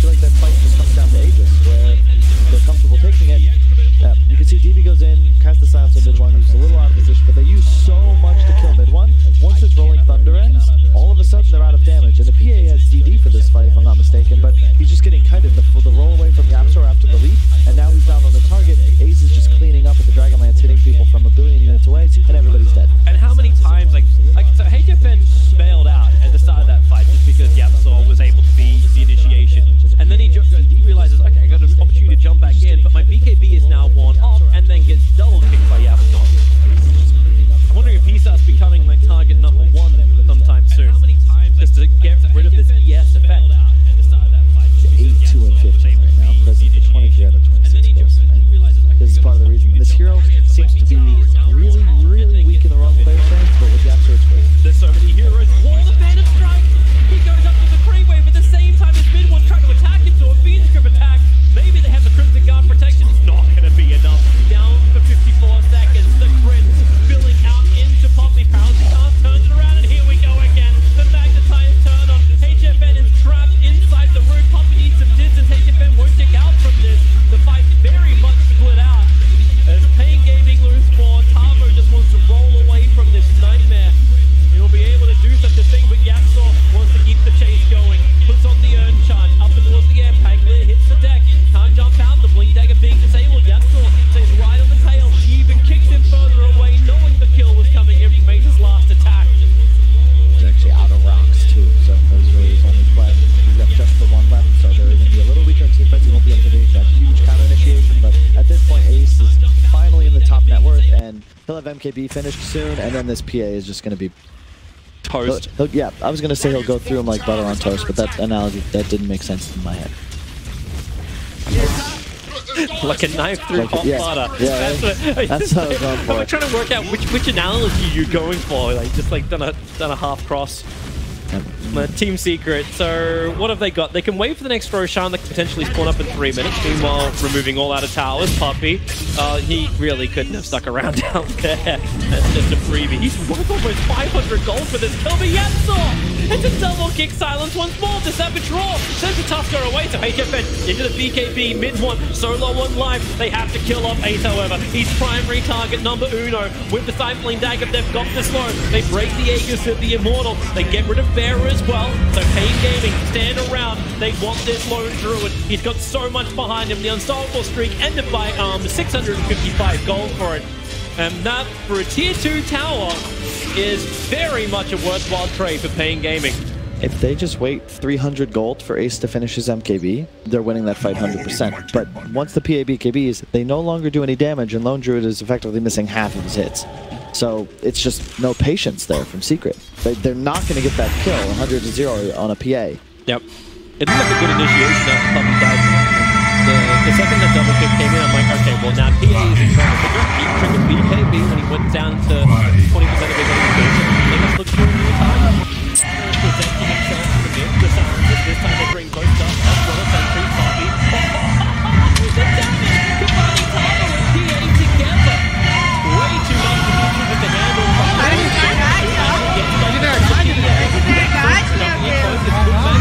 He doesn't get the Phantom Assassin with this, so Doom once again being expended. Death Prophet's in a world of hurt, no fuel sets to save her, so just accepts the fact that Death Prophet is dead. Doom will go down once more. The Pain Gaming get away with very few casualties. I say that. Yapsor, does he have help? Can he do this solo? Tavo? No. He'll jump away. Tavo choosing to go for a totally different build from Ice, where Ice went for a lot of tanky items. He's going double Javelin already after the Blink, and he had that at the very, very start. Like, he actually went double Javelin into the Blink Dagger, and now he's going to go Lincoln Spear. So, at this point of the game, I'm wondering if Tavo's like, I'm the man who can actually get the money, and I Lincoln's the Phantom Assassin. Yeah. I'm just not sure if I don't know. I don't really understand Pango that well. Winter was saying that, you know, in his conversations with Ice, they prefer this tanky style because you just never die, you could absorb damage and just sort of play more of a control Pango, but this way he can one-shot Witch Doctors, so yeah, that's something. That's basically what happened in mid. So that you use him as the pick-off of the backline and the enabler of your one. They need to find Yapsor as the problem, but now he's got a Yols on top of the Blink, has that armor talent. It's just, I don't know how you're going to take him down from now on. More and more damage needs to be built up onto the Phantom Assassin. They're actually going to go double Lincoln, so both the Pangolier as well as the Phantom Assassin are getting it. So no one's going to have unstoppable damage. I really wish he had gone like a Deso, perhaps, instead of this SNY, or even just rushing the Lincolns. But Pain, got some information. Puppy. Oh, King RD jumps up. The shard block. Actually locked Puppy in perfectly. He can't stay invis for long. The Glimmer Cape is worn off, and HFN has jumped in. The Vanguard is there to actually protect him. Arms BKB in through the rear. This is a great position for them. Jumping in deep. Ace can bounce around. No way way for Secret to control this fight, as Pain even had the Phoenix Grip available for Fada. Yasuo will free him with the kick, but now he'll lose his own life for it. Yule's up in towards the air, stunned as he hits the ground. He'll self-heal this time around with the Magnetize, with the kick, but Tavo from range, throwing in the swashbuckling attack. Team Secret now 4 heroes down, and with the rest of the Exorcism, Pain are coming high ground. Double 5x out from Team Secret. Doom is available. The only one they care about is Ace, and they know he doesn't have it. He just finished that MKB. Yep. So Yapsel needs to get this control, and he got it. A 3-man kick. The Nightmare, however, bought a little bit more space, but the Doom is onto the Phantom Assassin. She has to get away from this one. King RD, Snowball, and Chance creating more space. He may lose his life for it, however. The silence makes it difficult for Team Secret to keep the chase going. A blink down. King RD will get the TP out. Tavo needs to do the same kind of thing. Jumps down the hill. They're TPing over towards the shrine, but HFN, he couldn't run away. Yapsor managed to track him down, but up towards the top, Tavo still on the run. Blink off cooldown. Observer Ward. There's your Yule Scepter. He'll hit the deck. Tavo needs some space creation, but the kick, the control is perfect from Team Secret. And Pain Gaming, did they push a little bit too hard? It's fine to do some damage right after the buybacks, but I feel like you gotta get away, and certainly not tank a triple stun to the face. And then once again, the Doom on PA just takes him out. There's no counterplay for that right now, and once he's doomed, like, it's just so easy for Yapsor to hunt him down afterwards. And they didn't want to lose this money either. Like, the Lincoln Sphere for the Pangolier is almost completed, but the Phantom Assassin is just falling behind a little bit with their streaks being ended. It was Yapsor who also got all of that cash, 529 gold for the kill on the PA. So he's already building in for a 4-staff now. Did he get something else? Because I feel like he had more money. No, he just spent obscene. You can see the Rolling Thunder here was just like game changing. He blinks in, gets the stun on both Tiny and Lone Druid, and then comes right back, finishes off the Lone Druid, the grip on Doom. It's a really well executed fight from Pain, and just goes to show how important the initiation was, because they take out Puppey without Maledict becoming an issue, and that is a big spell in this game, and it really helps his team take down both DP and Pango. So this is when we can look at the nice side of the fight for Pain Gaming. There's also there was no Doom in that fight. It's the same in the game we just saw with VP. The Doom wants to initiate with Doom. That is the key to the hero. You want to get somebody before they cast their spells. As soon as DP ults, he's no longer a Doom target, and it's the same with the PA. The sooner you can get the PA doomed, the easier it is to kill him, and then the damage output of Pain just disappears, and you have this 15-second window where you can win the fight. Fada's actually going to sacrifice his buyback to get that Blink Dagger, so we can get the initiation you're talking about. I think it's the right choice. Phantom Assassin now actually has the 20% lifesteal. I know Doom stops things like lifesteal and lifestealer, but does it actually stop the talent lifesteal of a Phantom Assassin? It does once you have Ags. Before Ags, it does not stop it. I don't, because it no longer disables passives. The one thing to note is that he actually has an ensnare creep already, and that is because it is the one thing that can cancel Lincolns through BKB right now, and it'll prevent, even if the PA gets like, it's obviously... Tough guy, are you really doing this? Both of the scans came up positive. There was definitely disease in the mid lane. Arm's going to blink himself in deeper with the Exorcism. The Doom is out, is on the Phantom Assassin as he just runs away, trying to battle against Puppey. Tavo gets back down the hill. Tusker did buy back. He just wanted to break the smoke, break the fight, and the control, however. Bear is there. Ace brings down Tavo. A Yule Scepter will buy some time for Death Prophet, Blink Dagger, and actually the Doom Cape allows him to stay in for speed. Didn't blink away. Mid-one was standing on top of him. Only now do you actually have the Fiend Script control mid-one, but he breaks free of it. Ace is so low. HFN will jump in and get that kill. Magnetize from Yapsor comes a little too late, and it's mid-one back into Invis. They cannot see the target. Yapsor flies the kick and then gets the silence onto the PA. Man, he's just being a pain in the butt. And Pain Gaming will back out with the 2-2 trade. Did they recover the gem on Pain? No, they did not. Gem of True Sights, yeah, it's inside the Doom. It's a big win for Secret then. It's mostly what's responsible for the gold swing there. But you can also jump that PA right into Roshan. Now that it gets scattered out, you can flip out the Dark Troll Summoner. But this is Nagus the Immortal. They want this. Aegis and Cheese for Pain Gaming. But do they have the confidence to try and do it? Yapsor is up. They want to use this vision before it goes down. As soon as Doom runs mid, they're going to get this ward. You can see he just pinged it. Yep, they're going to get both wards now. They have to deal with bottom lane too. It's a decent creep wave. I suppose Pangolier can get rid of that as he's spawning up now. Such a key thing to see. The vision control is paramount right now, especially with Rosh up. And if they can just control this mid lane and that hill on Radiant side, you can see they have a ward on the Shrine. They have another ward middle. This is a really easy fight for Secret to win. They just want to wait the 40 seconds for Doom to back up. 40 seconds, next doesn't cut. Did you see how much damage Ace did to the DP though? Like, still no armor items. Like, he just hits him. But now they've got to deal with at least the double Lincoln Sphere, so that got completed on HFN. So you've got Tavo as well as HFN, who have that ability to potentially block the Doom, see the target that comes on, get that Lincoln Spear up quickly. Roshan is already down to 1/3 of his life. Yapsaw, you can feel him itching on the edge. Wants to jump in, wants to look for the kill. They put the extra Lincoln's effect onto HFN, so they can't control him. Here comes Team Secret into the pit. Yapsaw, the kick does fly through, and now King RD, they control the back line. Who gets Roshan? Mid one of the cover of BKB, fighting inside the pit. The bear is so low. Mid one has the Aegis Immortal. It was Secret who got the kill, and they're jumping out. The kick again! It catched in the back lines. The Phantom of thousands, he just wanted to get back out of it, but Pain Gaming can't go anywhere. Arms, Snowball will protect him. It's buying more time, at least for the Exorcism to do work, but another double kick, and they silence. Pain Gaming, they just can't catch a break here. Team Secret ensuring it, as it is only Tavo alive, and Team Secret are already coming down straight mid lane. They're looking for a rack, and they've got all the time in the world. As he TP'd in, Ace grabbed the Wolf Creep, runs straight over. He is not pressured whatsoever during that fight, and he is just pumping out oodles of damage into Pain. If they don't deal with him, he's going to kill everybody on their lineup. And he's the one actually slaughtering the PA in the pit. Look at Secret, they're posturing. They're like, you want to come at us? I don't think they have buybacks, guys.